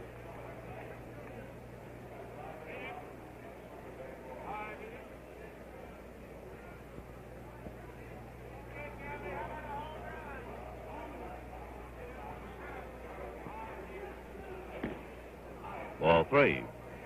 With 2 out, of course, Fairly will be going 3 and 2.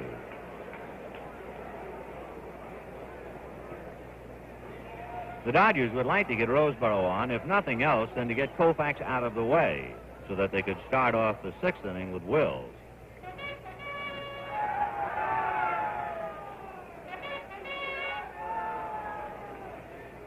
Dodgers 5, Twins nothing, 2 out, bottom of the 5th. Final game here, next stop, Minnesota.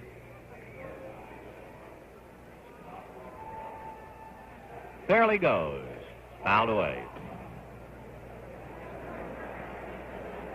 Duran getting in shape going down. There was a hit and run play, and Parker fly deep to left. He had rounded second and hustled back. It was a run and hit play with Trasuski. He raced to second base and had to hustle back just ahead of Allison's throw. And he's going 3 and 2 with Roseboro. He'll be a couple of inches shorter. Ball 4, so they get Koufax to the plate.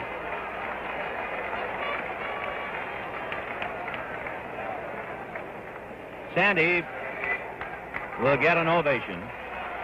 He owns this town.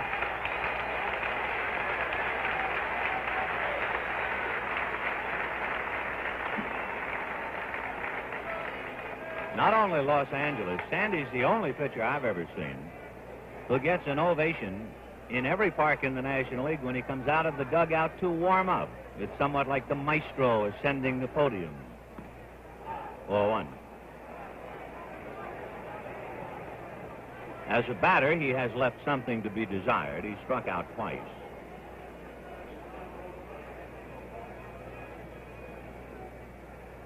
Two out, 2 on, 5-0 Dodgers, bottom of the 5th.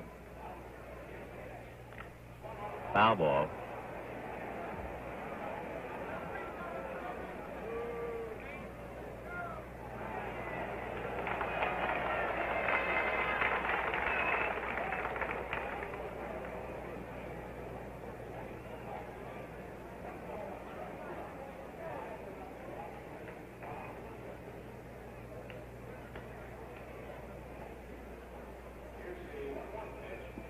Ball 2.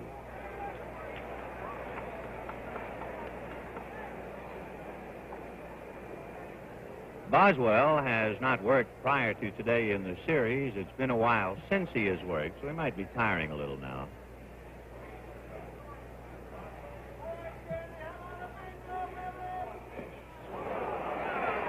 Figures to be Dave's last inning of work anyway. He'll bat third when the Twins hit in the 6th. Fairley at second. Roseboro at first. 2 out, 5th inning, 5-0 Dodgers.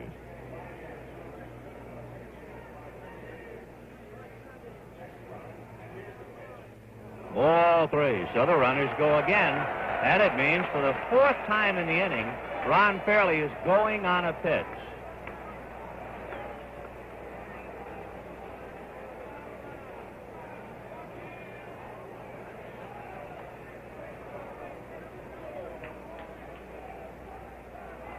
There they go. Strike 3 call. No runs a hit. The Dodgers leave 2, and at the end of 5 innings of play, the score, the Dodgers 5, the Twins nothing.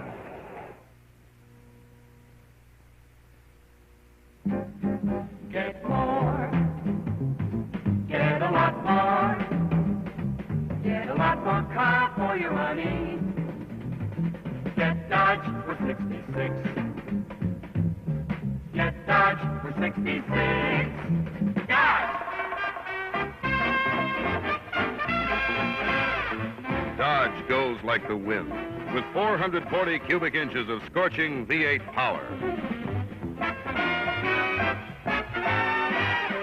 Dodge corners like it's on rails. Dodge rides like velvet on a road-smoothing 121-inch wheelbase. Dodge is a very exciting car. Thrill to Dodge soon. It's a lot of car. Get Dodge! It's the most car in the popular price field. Get Dodge for 66.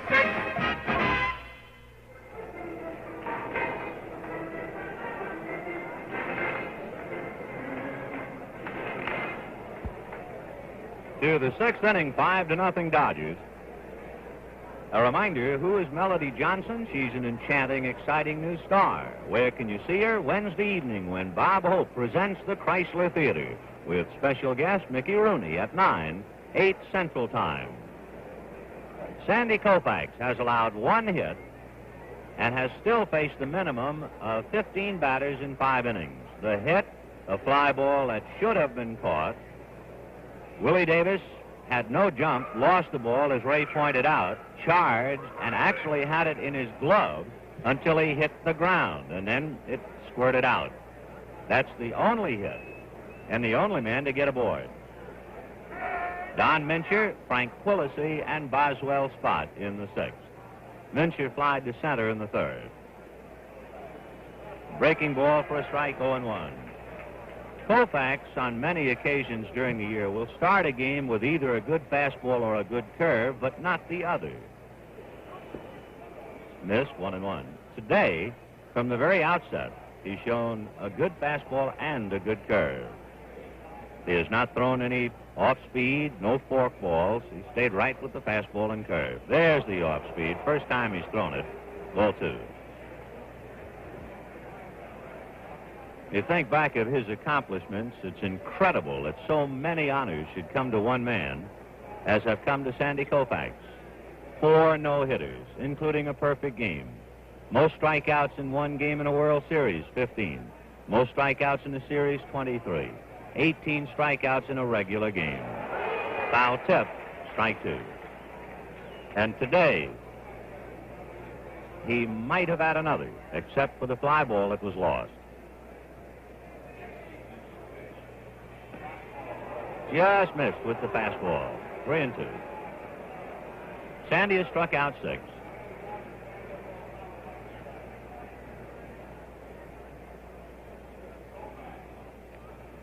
Sandy's a boy who was never really interested in baseball. Down goes Minchie. And that's 7 for him. When Koufax went to the University of Cincinnati in his freshman year, he planned to be an architect.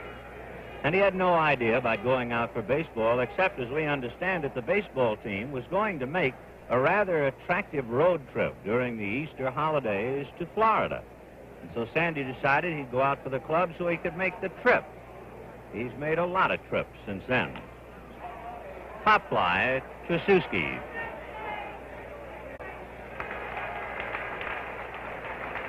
Two out, and Rich Rollins coming out.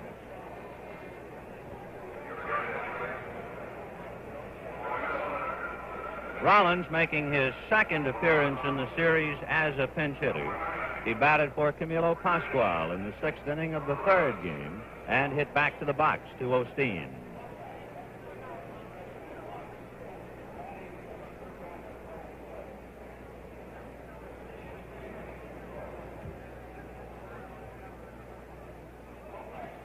Bounced one. 1 ball and no strikes. The night that Sandy Koufax pitched the perfect game against the Chicago Cubs here at Dodger Stadium, the last inning, he threw harder than any human being I have ever seen throw a baseball, including Koufax.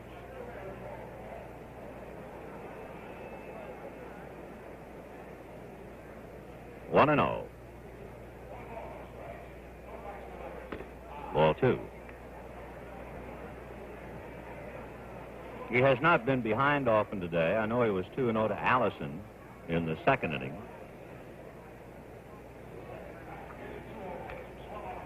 Two and 1. 55,801 looking at the 5th game of the World Series. For the Dodgers, there's no doubt who will pitch the 6th game. Claude Osteen. But for the Twins, ball 3.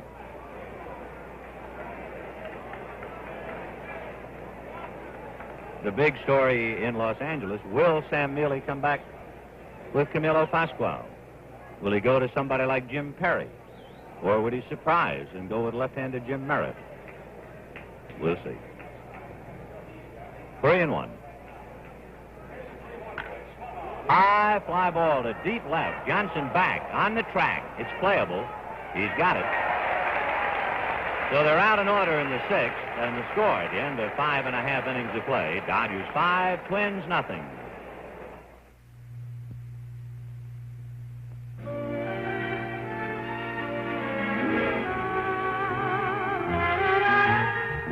When you see an automobile as proudly beautiful as this Chrysler, you expect it to take special care of you, and it does. The driver's seat adjusts 6 ways, up, down, forward, and back. The wheel adjusts up or down, in or out, so you can always drive easy and relaxed. Even your passenger never had it so good.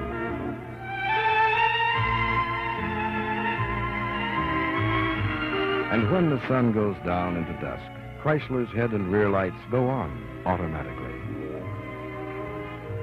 Now you're home. You switch off the motor, but not the lights. They stay on to light your way to the front door, and only then go off automatically. Yes, Chrysler does take special care of you. Move up to all the luxury of the Chrysler way of life.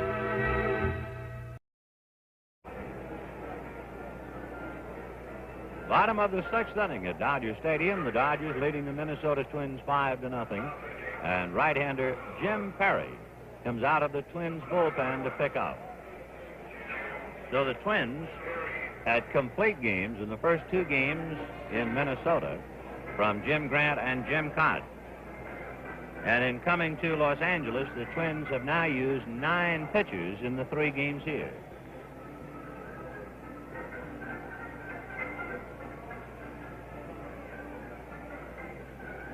Jim Perry making his first World Series appearance. He won 12 and lost 7 in the regular season with a fine ERA of 2.6. He started 19, completed 4, and is dropped in relief today. The Dodgers will have Maury Wills, Jim Gilliam, and Willie Davis.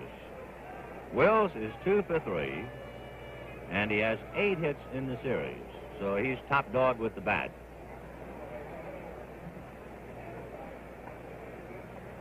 Five runs, 9 hits, no errors for the Dodgers. No runs, 1 hit, 1 error for the Twins. Wills has stolen 3 bases in the series. He scored twice today and stolen once. 0-1.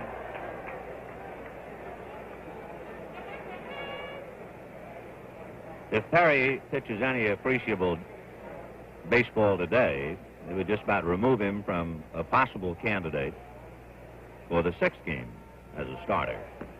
Strike. 1-1.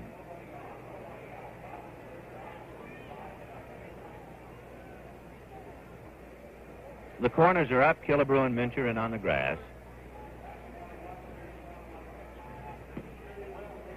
1-2.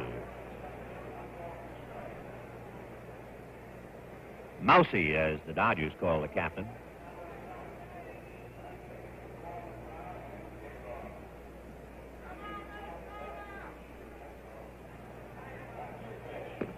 Two and 2. Maury did not learn to become a switch hitter until the middle of the 1958 season when he was at Spokane, and the manager who gave him the go-ahead is the manager of the Braves, Bobby Bragan.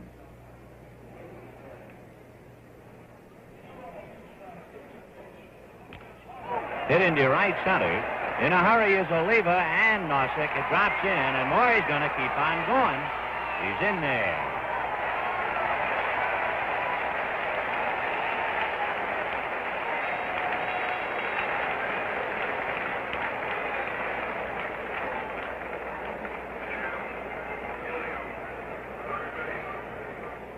That means for the Dodgers, who are not known for their hitting, in 4 out of the 5 games, they've had 10 hits.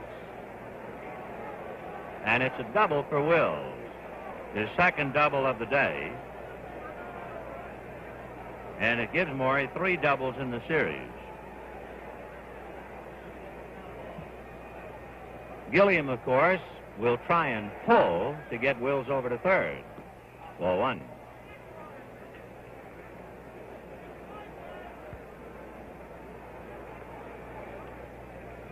Gilliam's first World Series, 1953, when he was Rookie of the Year.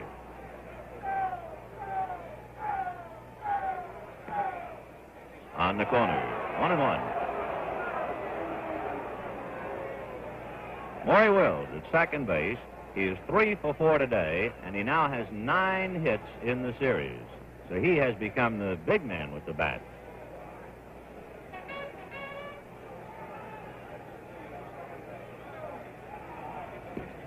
Ball 2, fastball away, 2-1.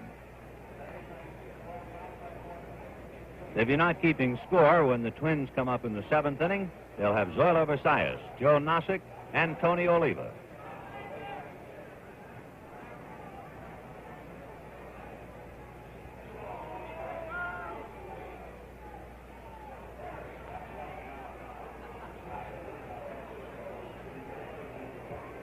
Wills waiting to be picked up. Jim Perry, the 3rd Minnesota pitcher.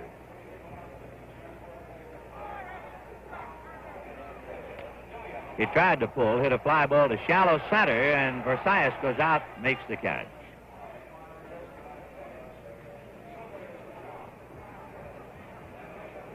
One away, and here is Willie Davis.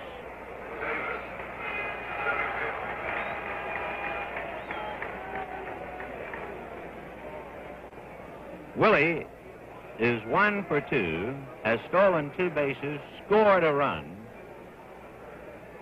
but of course becomes a pivotal figure in today's story because of the fly ball hit by Killebrew, his late start, and the fact that he eventually dropped it after a diving try for a base hit. Fouled away.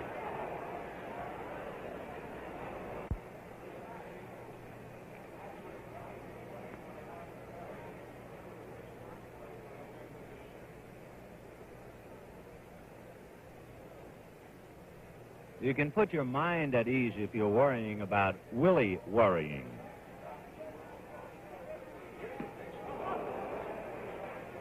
Willie Davis' philosophy as far as baseball is concerned, he sums it up this way: it's not my life, it's not my wife, so why worry?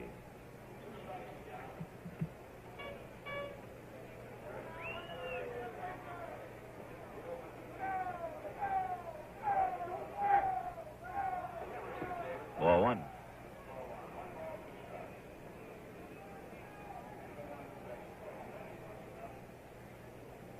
Wills patiently waiting.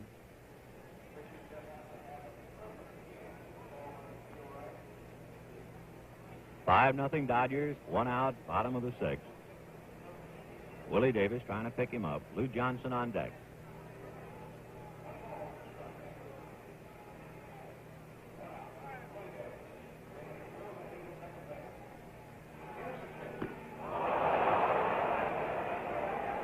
Down he goes.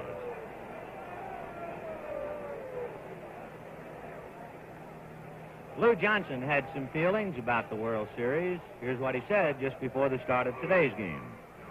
Well, we're down to the 5th game, and, well, I'm a little more tense today than I think it was when it was the first game, because the first game I know we took 4 games to win it, and now it's down where we have to take 2 games to win it. So, at today's game, we got a great advantage on him because we got one of the greatest pitchers in baseball going for us, Sandy Koufax.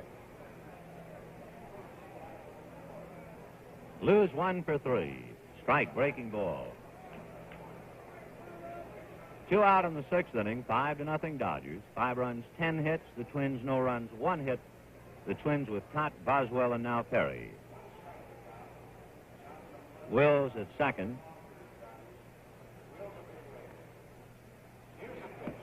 Fastball, 0-2.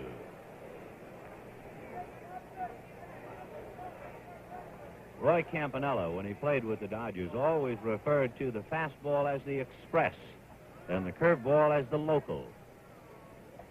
That was the express.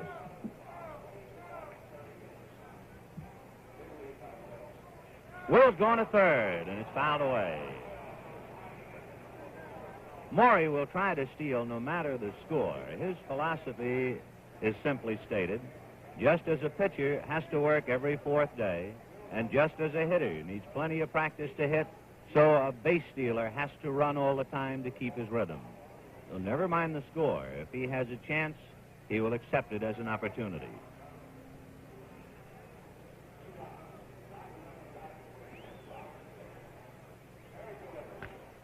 Fly ball to right field. Oliva over. Sunglasses glistening. That'll do it. No runs, a hit, a man left, and the score at the end of 6, Dodgers 5, Twins nothing. We pause now for station identification. This is the CBC Television Network.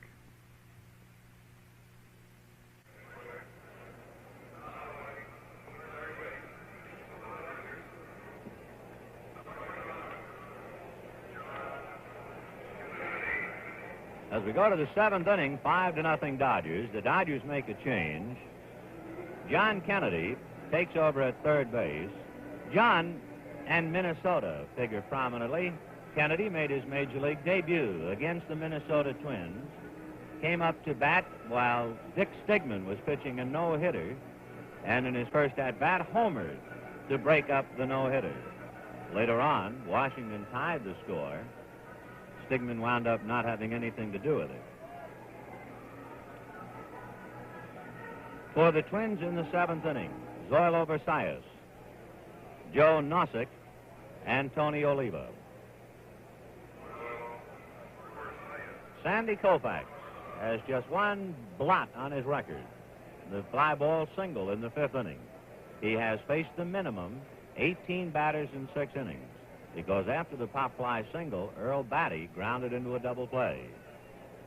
One other play where Koufax needed help. In the 1st inning, Nossick hit to the hole, Wills backhanded and threw him out. Koufax has struck out 7. Strike.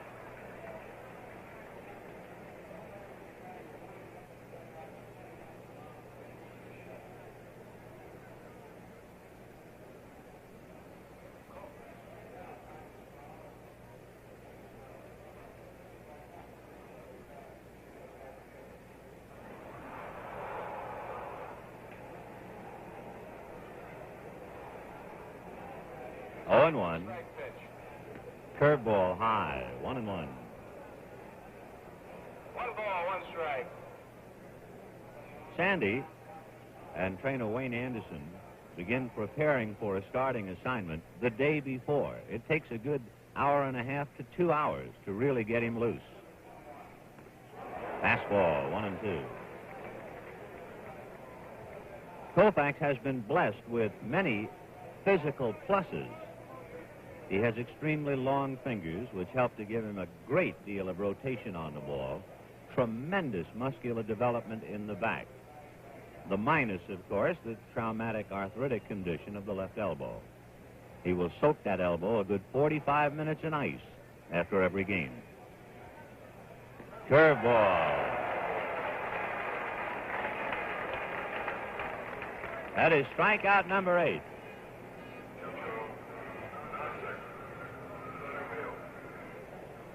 Joe Nossick grounded to the hole in the 1st inning, and Wills made a fine play to get him.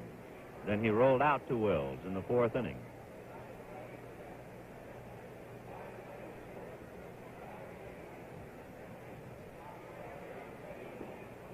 Ball 1.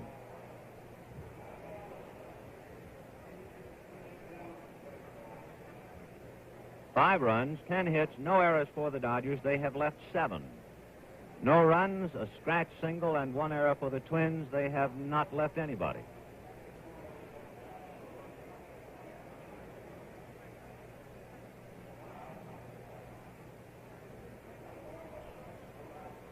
Koufax, 126 in the league, hit to the hole, backhanded by Wills. The throw, not in time. Morey could not get anything on the throw, and Nossick, exceptionally fine runner, legged it out. Infield single.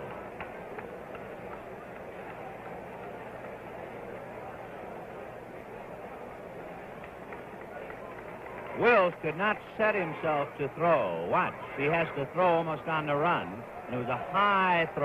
Nossick just did beat it on a bang-bang play. That is hit number 2. In a sense, it takes the stigma off the other base hit in the 5th. And here is Tony Oliva. Hit back to the box, struck out. Tried to bunt in the 1st inning.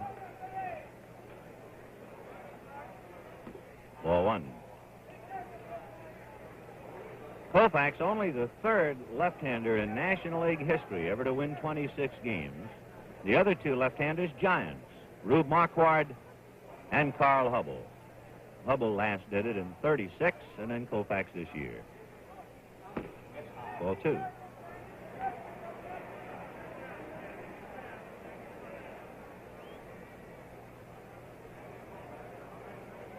One out, 7th inning, 5-0 Dodgers. Parker not holding Nossick. Joe doesn't figure to do much running, trailing by 5. In there. 2-1.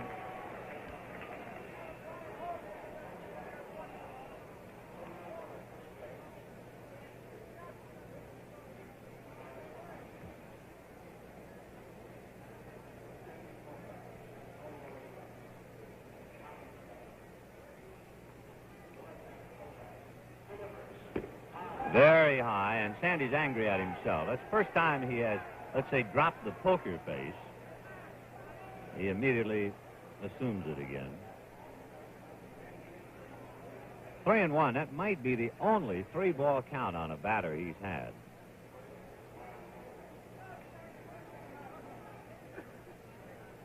Three and 1 to Tony Oliva. In there.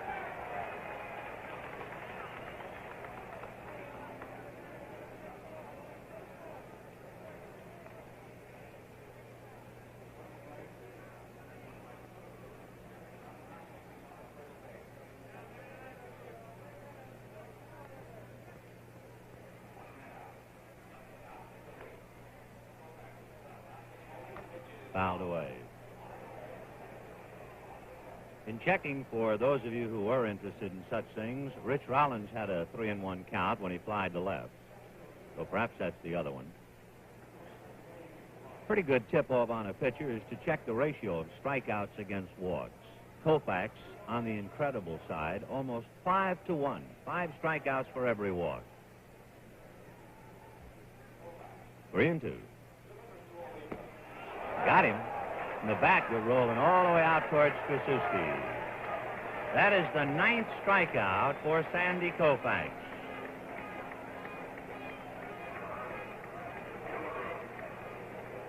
So let's see. Koufax struck out 15 against the Yankees, came back with 8 to give him 23.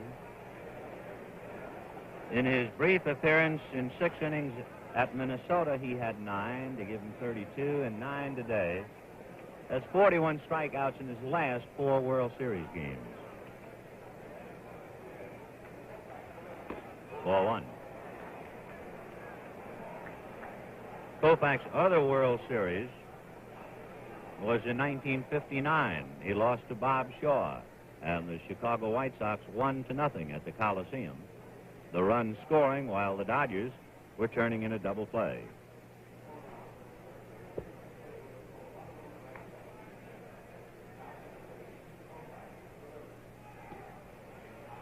Ball 2.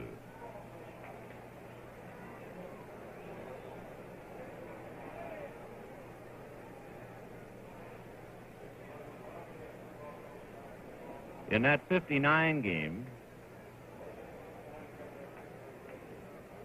in 9 innings, he struck out 7. Fouled away.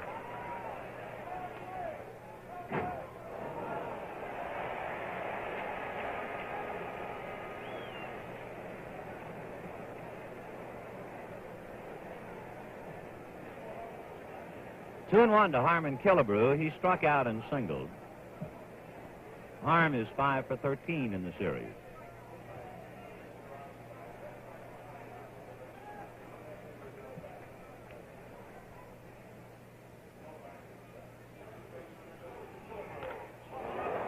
Driven into the left field corner, and Johnson is there to glove it.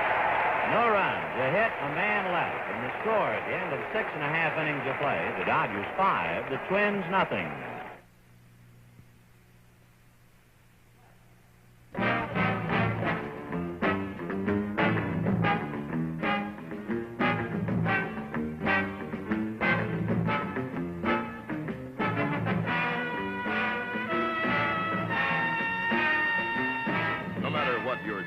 The new Dodge and Fargo trucks work harder and longer for you.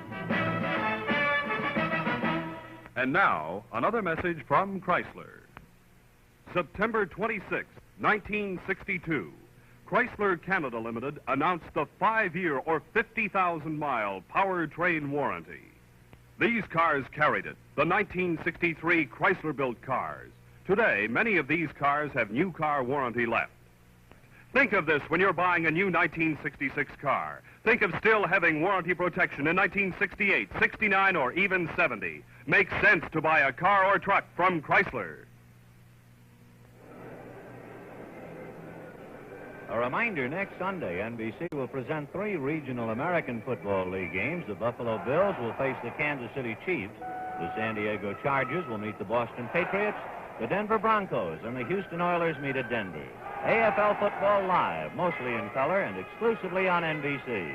Check your local listings for the game and time in your city.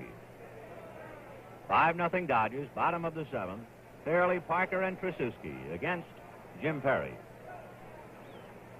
Fairley a double and a single in 3 trips. Ball 1. Ron's double picked up a run.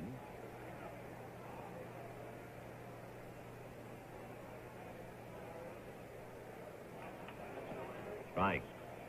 1-1. Fairly a high-priced bonus boy off the campus of USC.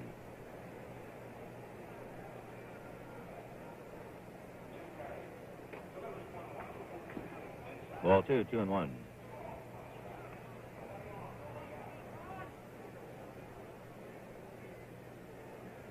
Jim Perry, third pitcher for Minnesota.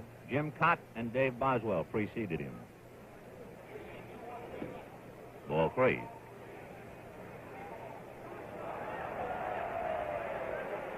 Batty's throw winding out in center field where Quillisi will chase it. Quillisi involved in a pretty big play in the first inning on the sacrifice by Willie Davis. Frank had a throw get away for an error.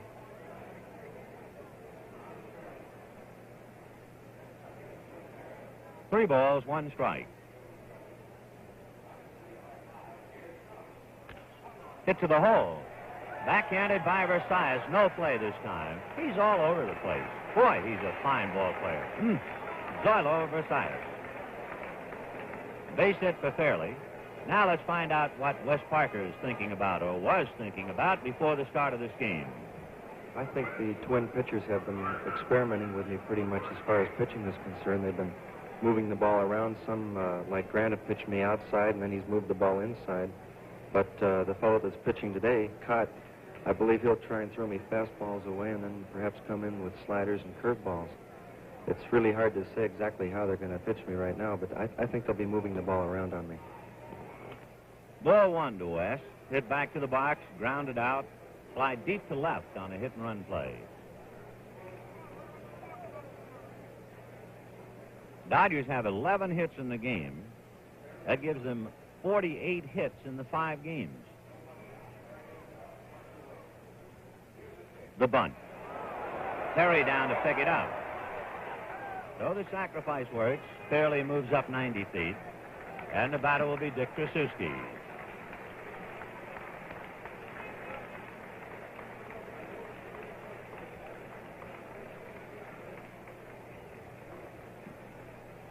Trasuski single to the hole at short, walked and flied to left.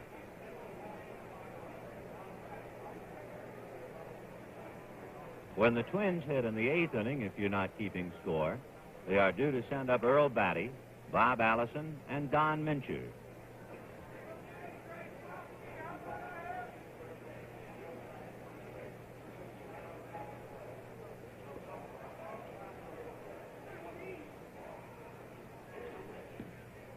Strike.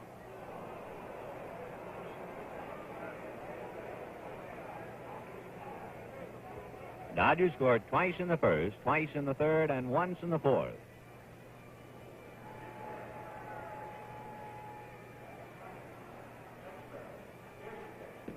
Same spot. Strike 2. Fastball at the knees on the corner.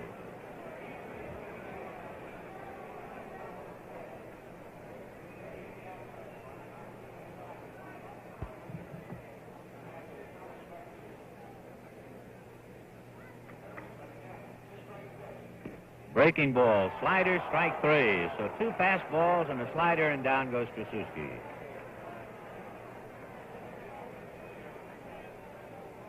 Second strikeout for Jim Perry.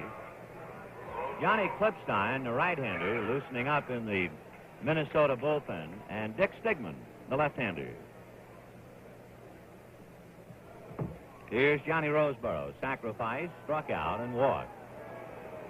And with the pitcher to follow, they will walk Roseboro and take their chances on Sandy, who has struck out 3 times today.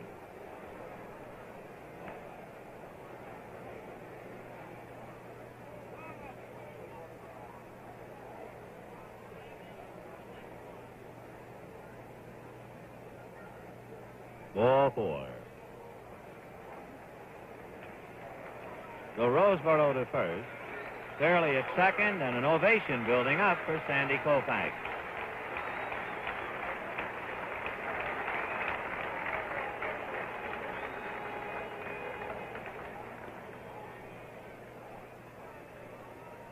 Koufax struck out 3 times today.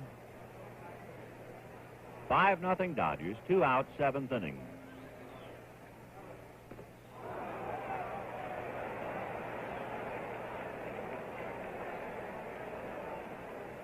When Sandy first came up to the Dodgers, he never hit the ball at all. Then it got so where he'd hit an occasional foul. Now he's getting base hit. In comes Fairley. It's 6-0 Dodgers.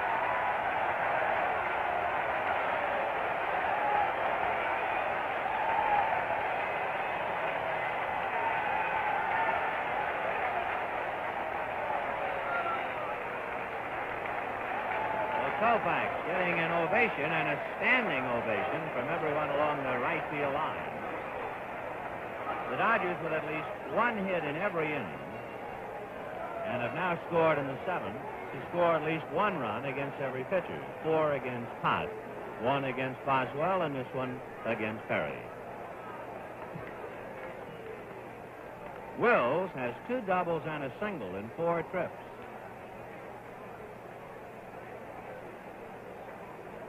Two out, 2 on, 6-0 Dodgers. The corners are up again, despite the fact there are 2 outs.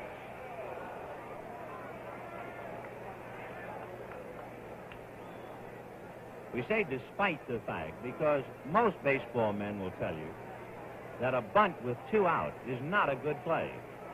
However, leading by 6 runs, anything goes.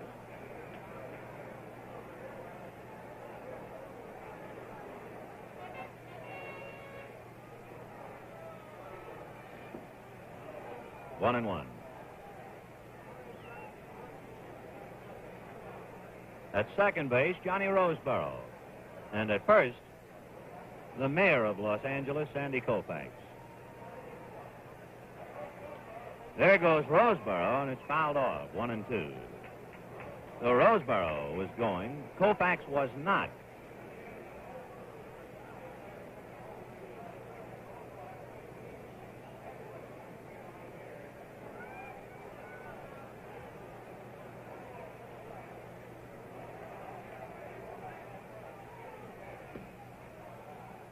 Two and 2.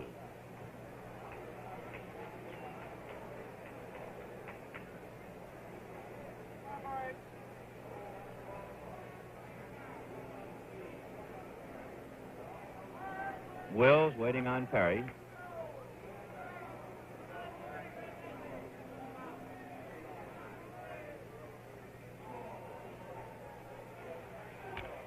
Base hit. Roseboro is coming home. And the ball is kicked by Nossick. So the run is over. Koufax held at second. It is 7-0 Dodgers.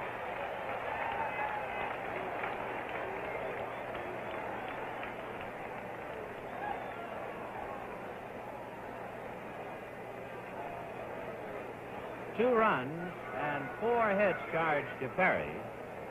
7 runs, 13 hits for the Dodgers. And here is John Kennedy. His first at-bat, he came in defensively in 2 other games. Jim Gilliam went 2 for 4 today. Strike.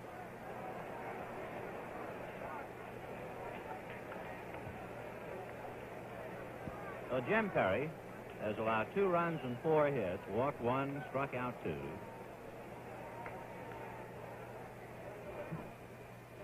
One and 1.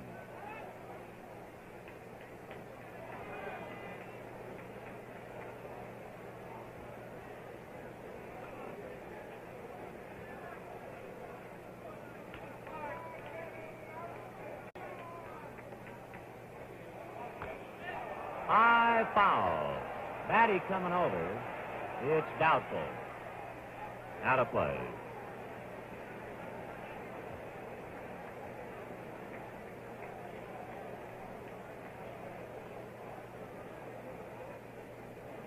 Dodgers scored twice in the first, twice in the third, once in the fourth, twice in the seventh, and that's why Sandy's smiling.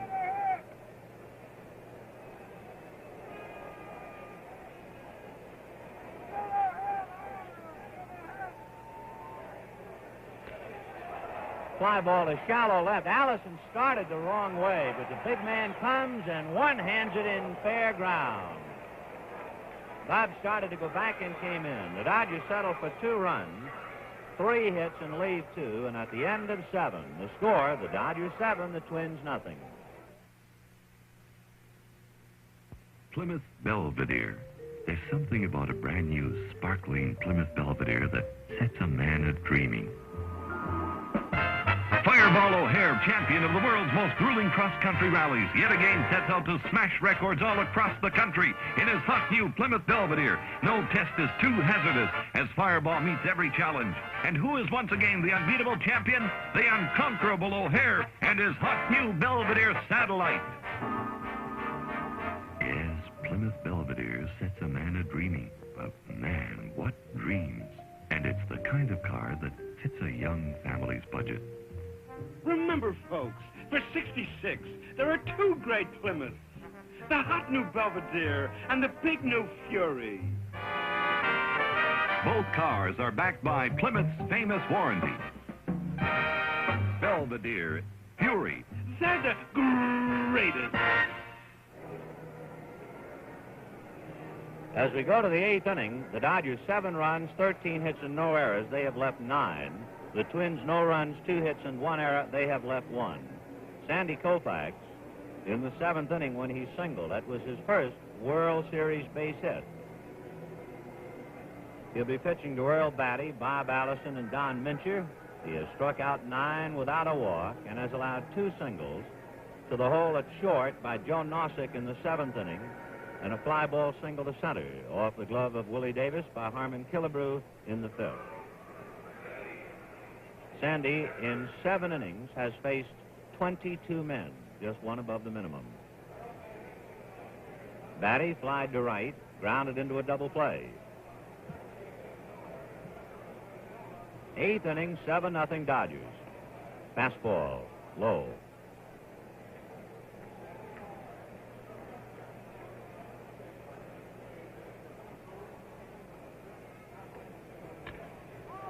Bounce it to Wills.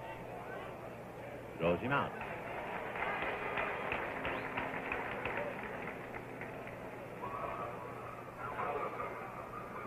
Here's Bob Allison. In the Dodger bullpen, on your left, number 15, Bob Miller. On your right, number 39, Howie Reed.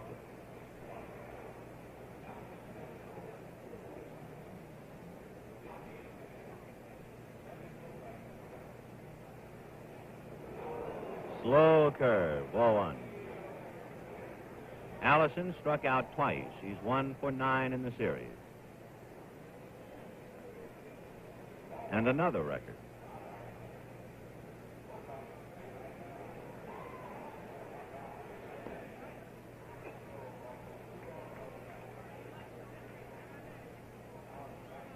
Two 2-0 to Bob Allison.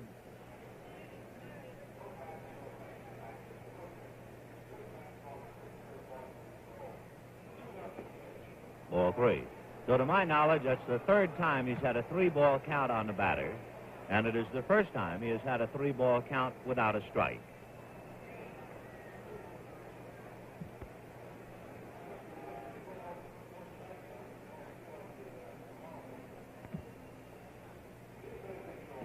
Now he has the strike.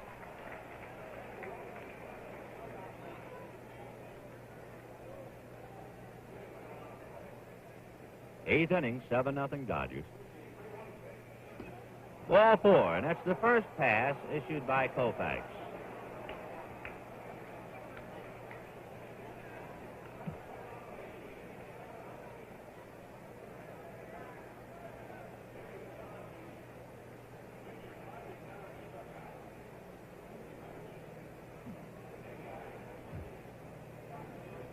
Mincher has flied to center and struck out. Don 0 for 2, 3 for 16. In looking over the Minnesota lineup, Joe Nossick has avoided the strikeout. Earl Batty has avoided the strikeout, and that's it in the starting lineup. Everybody else bitten at least once.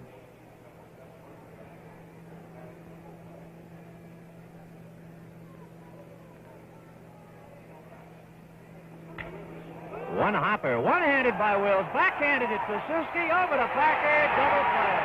Oh.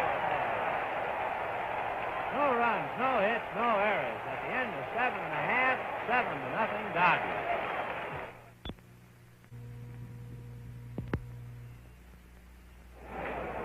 Bottom of the 8th, 7-0 Dodgers.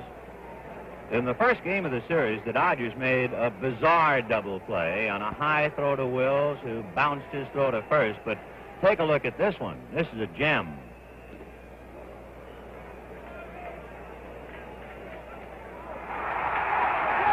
Everybody had a part in that one. One-handed by Wills, the high twisting throw by Tracewski, and Parker dug it out. Okay, Willie Davis, Lou Johnson, Ron Fairley. Looper into center, base hit. 14 hits for the Dodgers, at least one hit in every inning.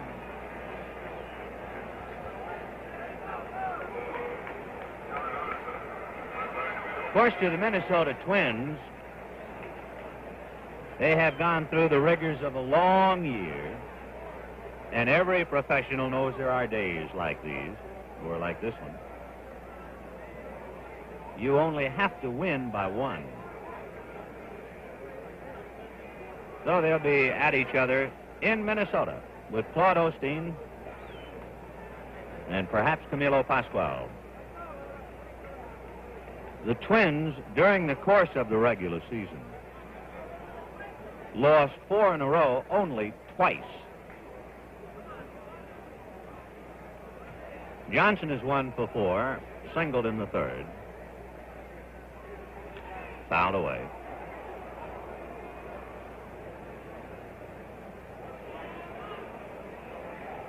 Seven runs, 14 hits, no errors for the Dodgers. No runs, 2 hits, and 1 error for the Twins.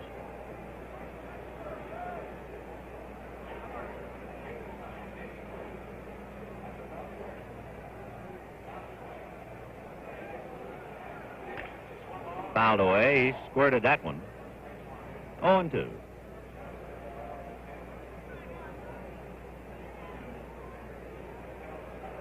The Dodgers with 14 hits. That ties their high for a World Series game. Direct opposite to yesterday, a lot of their hits got out of the infield today.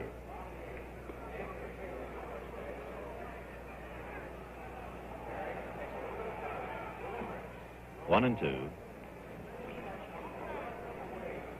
When the Twins come up in the 9th inning, Frank Quillisi, the pitcher's spot, and Zoilo Versalles.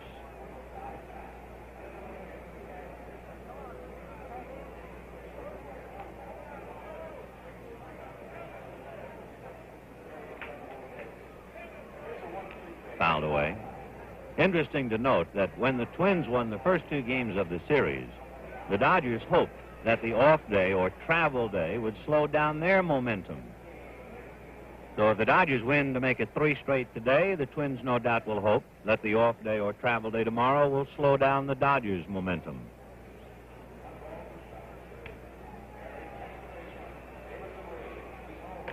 Fouled away. Still 1 and 2.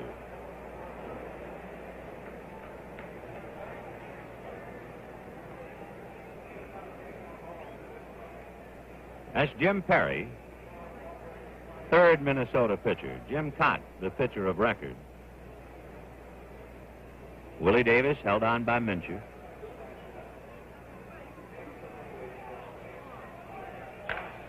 High drive into center field. Back goes Nossick. Oh, way back to the wall. He's got it. And Willie Davis trots back to first. Joe Nossick, a fine outfielder, got a good jump, just went to the wall and made his play. Round of applause for Johnson as he goes back to the dugout. Lou's had himself quite a series. He came into this game hitting .350. Here's Ron Fairley. He's had quite a day. 3 straight hits. He's 3 for 4. Fairley has 8 hits in the series, 5 runs batted in.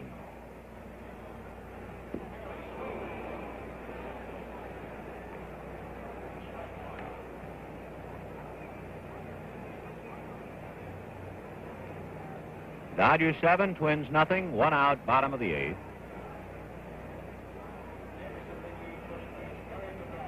Willie's going. The pitch swung on a miss, no chance for a throw. He had such a big jump on Jim Perry. And again, we repeat the Dodger base running philosophy. It is not a case of trying to rub it in. They're just trying to practice. Watch.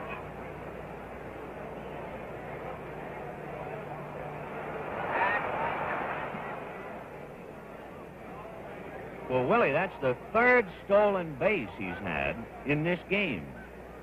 And the Dodgers have now stolen 9 bases in the series. But they're not really too close to a record. The record is still pretty far out of reach. 0-2. Slider missed, ball 1. So Willie had 25 during the season, and he's stolen 3 today. Wills has a point.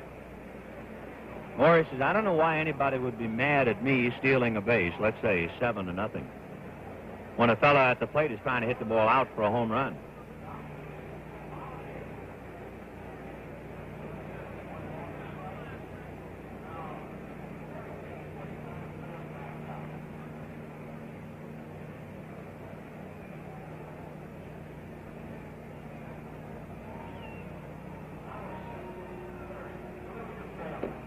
Two and two.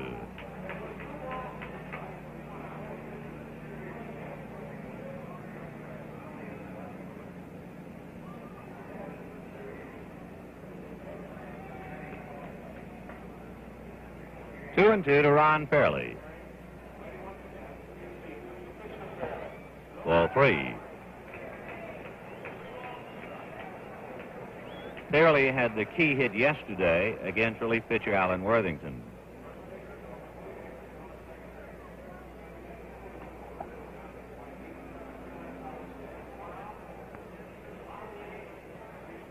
Three and two.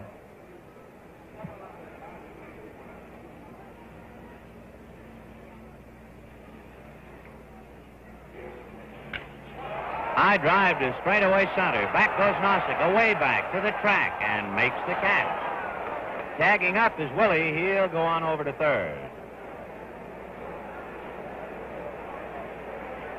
So both Lou Johnson and Ron Fairley have sent Joe Nossick to the boards for long outs. And with 2 down, Wes Parker the batter.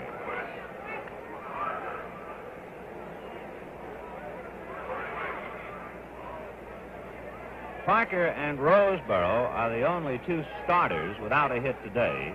Wes has sacrificed 0 for 3, and Roseboro has had only 1 official at bat. He's 0 for 1. Ball 1. Twins in the 9th, Quillisi, the pitcher, and Versailles.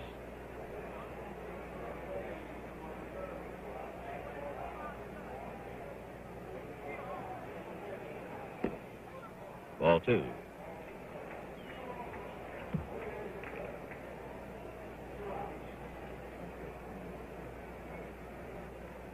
Willie at third, waiting to be picked up. That's Coach Preston Gomez. Strike. Throw down to third. Not in time.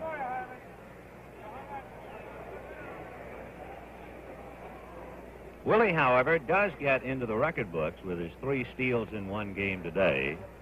Honus Wagner stole 3 in 1 game. He's really in some great company.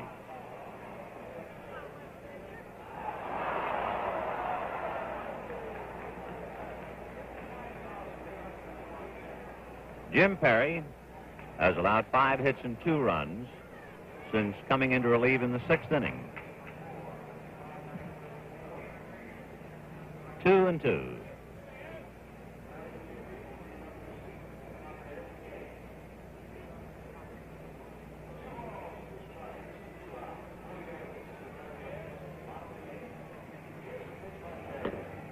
Check, ball 3.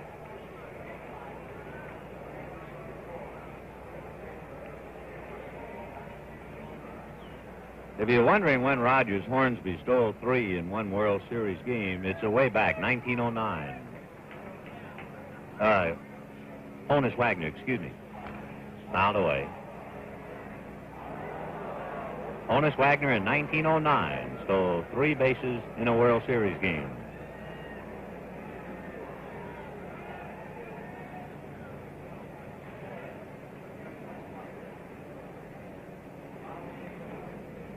Three and 2. Strike 3.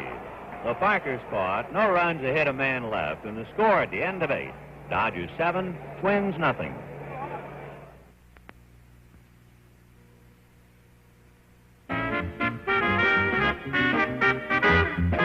Have a ball in a Valiant sedan. Get out, have fun in a Valiant sedan. There's room for everyone and more in a Valiant sedan.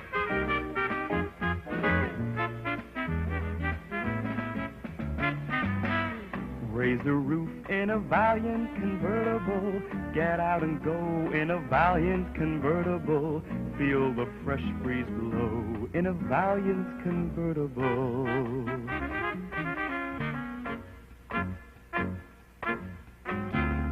Live it up in a Valiant hardtop. Get out and swing in a Valiant hardtop. Now's the time for a fling in a Valiant hardtop. And remember, nobody beats Valiant for value. 9th inning, the totals through 8. 7 runs, 14 hits, and no errors. 11 left for the Dodgers. No runs, 2 hits, and 1 error. 1 left for the Twins. Koufax has walked 1. He has struck out 9. He'll pitch to Frank Quillisi, then the pitcher's spot, and Zoilo Versalles.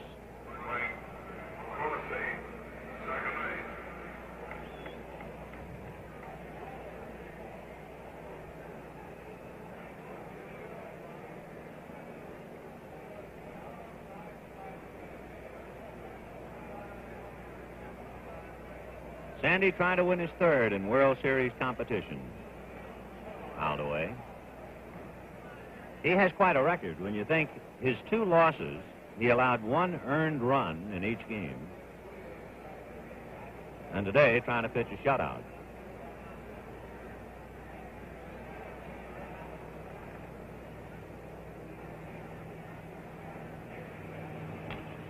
Hit to right field, fairly breaking to the line, but it's going to be trouble. Drops in. And Quillisi holds on. A throw back of him to Roseboro. Not in time. John almost hung him out to dry.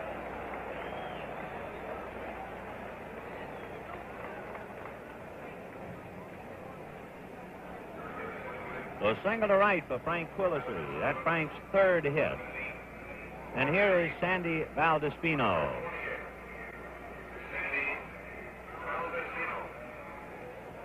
Sam Mealy used Rich Rollins as a pinch hitter earlier, and now sends up a left-hand pinch hitter against Koufax.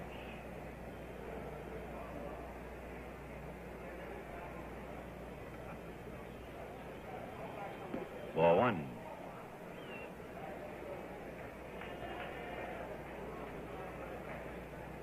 Dodger bullpen is active. They'll keep an eye on Koufax. Ball 2.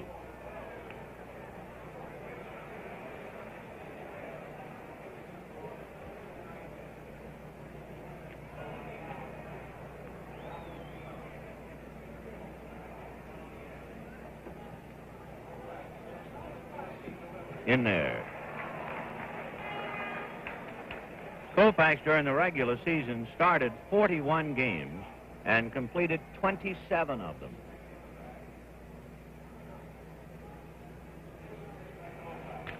Line drive, base hit on a fastball up and in.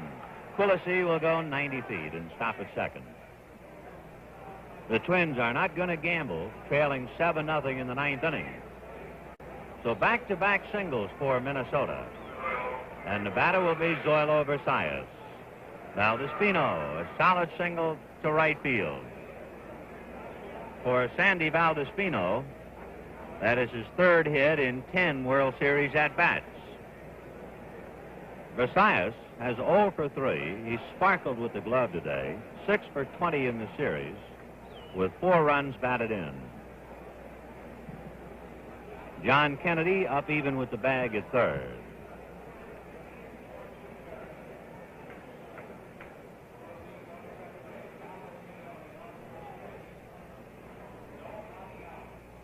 Nobody out. Runners at first and second for the Twins. Curveball fouled away. Down to Billy Martin.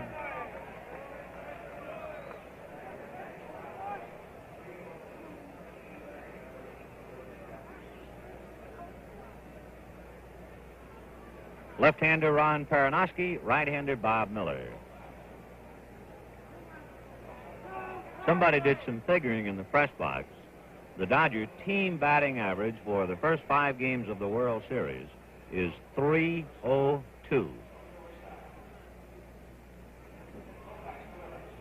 Curveball.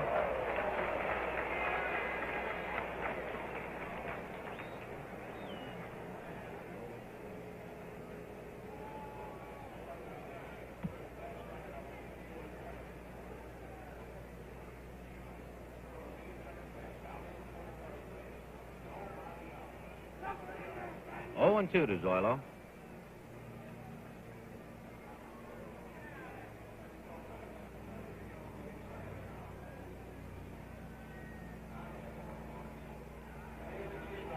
Good curve.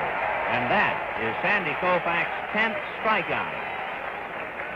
Friends, this game is authorized under television rights granted by the Commissioner of Baseball solely for the entertainment of our audience. Any publication, reproduction, or other use of the pictures, descriptions, and accounts of this game without the express written consent of the Commissioner is prohibited. Any commercial or other use of the program, such as by charging admission for its showing, is similarly prohibited unless authorized in writing by the Commissioner.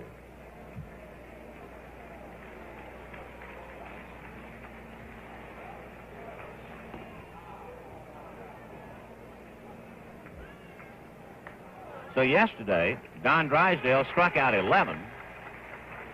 Koufax today comes back with 10, and this year it's the 22nd time that Koufax has struck out 10 or more this year. Ball 2.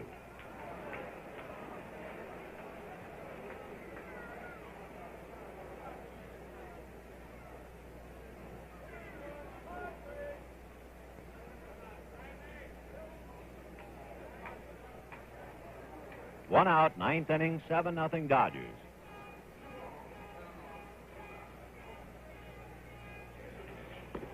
High again. Well, he's struggling now in the 9th inning. Quillisi single to right. Valdespino single sharply to right. Struck out Versailles on curves. That's Quillisi, and that's Valdespino with the gum. He's really something. Strike. 3-1.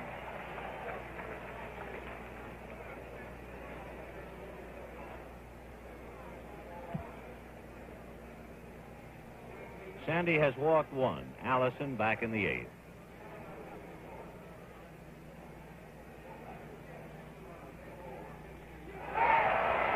I think Joe Nossick helped out that time. It looked like he went after a fastball above the shoulders. Full count, 1 out.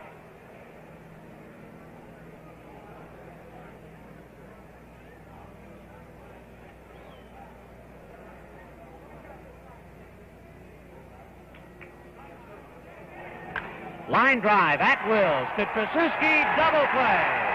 It's all over. Double play, 6-4. In the 9th inning, no runs, 2 hits, 1 man left. And the score, the Dodgers, 7. 7 runs, 14 hits, and no errors. The Twins, no runs, 4 hits, and 1 error. Sandy Koufax, the winner. Jim Cott, the loser. The Dodgers have won 3 in a row. In a moment, we'll review the highlights of the game for you. Meet a man who's going places. The kind of man who owns and drives a big new 66 Plymouth Fury. Fury has a roomy action-styled interior. Fury, a big action car. A big luxury car. with a smooth big car torsion air ride, clean, crisp lines, real easy to handle. With a performance choice up to the new 440 cubic inch Commando V8, nothing goes like Fury, the big new action car, a man's kind of car. The big new Plymouth Fury 466, the kind of car you'll want to take the long way home in. Fury is backed by Plymouth's famous warranty. Belvedere, Fury. They're the greatest. At Dodger Stadium, it was all Los Angeles. We'll find out about the rest of the series in Minnesota. And to finish up, give you the totals and to lock up shop for today, let's go back to the voice of the Minnesota Twins. Here's Ray Scott. Thank you, Ben. For the Dodgers, 7 runs, 14 hits, no errors, and 11 men were left. For the Twins, no runs, 4 hits, 1 error, and 2 men are left. And if ever statistics going into a series have been proven to be misleading, it would have to be on the subject of the Dodgers' batting attack. As Vin mentioned a moment ago, through 5 games, the Dodgers, who came into the World Series with, we believe, the lowest team batting average of any National League team in history, the Dodgers have hit a resounding .302 in the series. And so Sandy Koufax squares his 1965 World Series record at 1 win and 1 loss. And likewise, for the losing pitcher today, Jim Cott, Jim stands at 1 and 1. Koufax struck out 10. Cott went 2 1/3 innings, allowed 6 hits. Boswell went 2 2/3 innings, Dave Boswell. Jim Perry pitched the last 3. And so, in a way, I guess you could say it's Dodger Stadium, 3 wins, Metropolitan Stadium, 2 wins. And the scene will shift to Minnesota with an off day tomorrow for travel. Now, the Twins will depart approximately an hour and a half from now from Dodger Stadium. The Dodgers, meanwhile, will work out at Dodger Stadium tomorrow and then go to Minnesota. The Twins win the 2 games on their home grounds, and the Dodgers come back with 3 in a row. We believe it will be Claude Osteen in the 6th game for the Dodgers. Of that, we are reasonably certain. With the Twins, we must guess. Our guess would be either Camilo Pascual or Jimmy Merritt. And so, tune in Wednesday at 2:45 Eastern Daylight Time for the 6th game of this 1965 World Series, when your hosts, as today, again will be Chrysler Corporation, famous for quality engineering. Today's host, Plymouth, and your local Plymouth dealer. And Gillette, the people who know men best. This is Ray Scott saying goodbye from Dodger Stadium.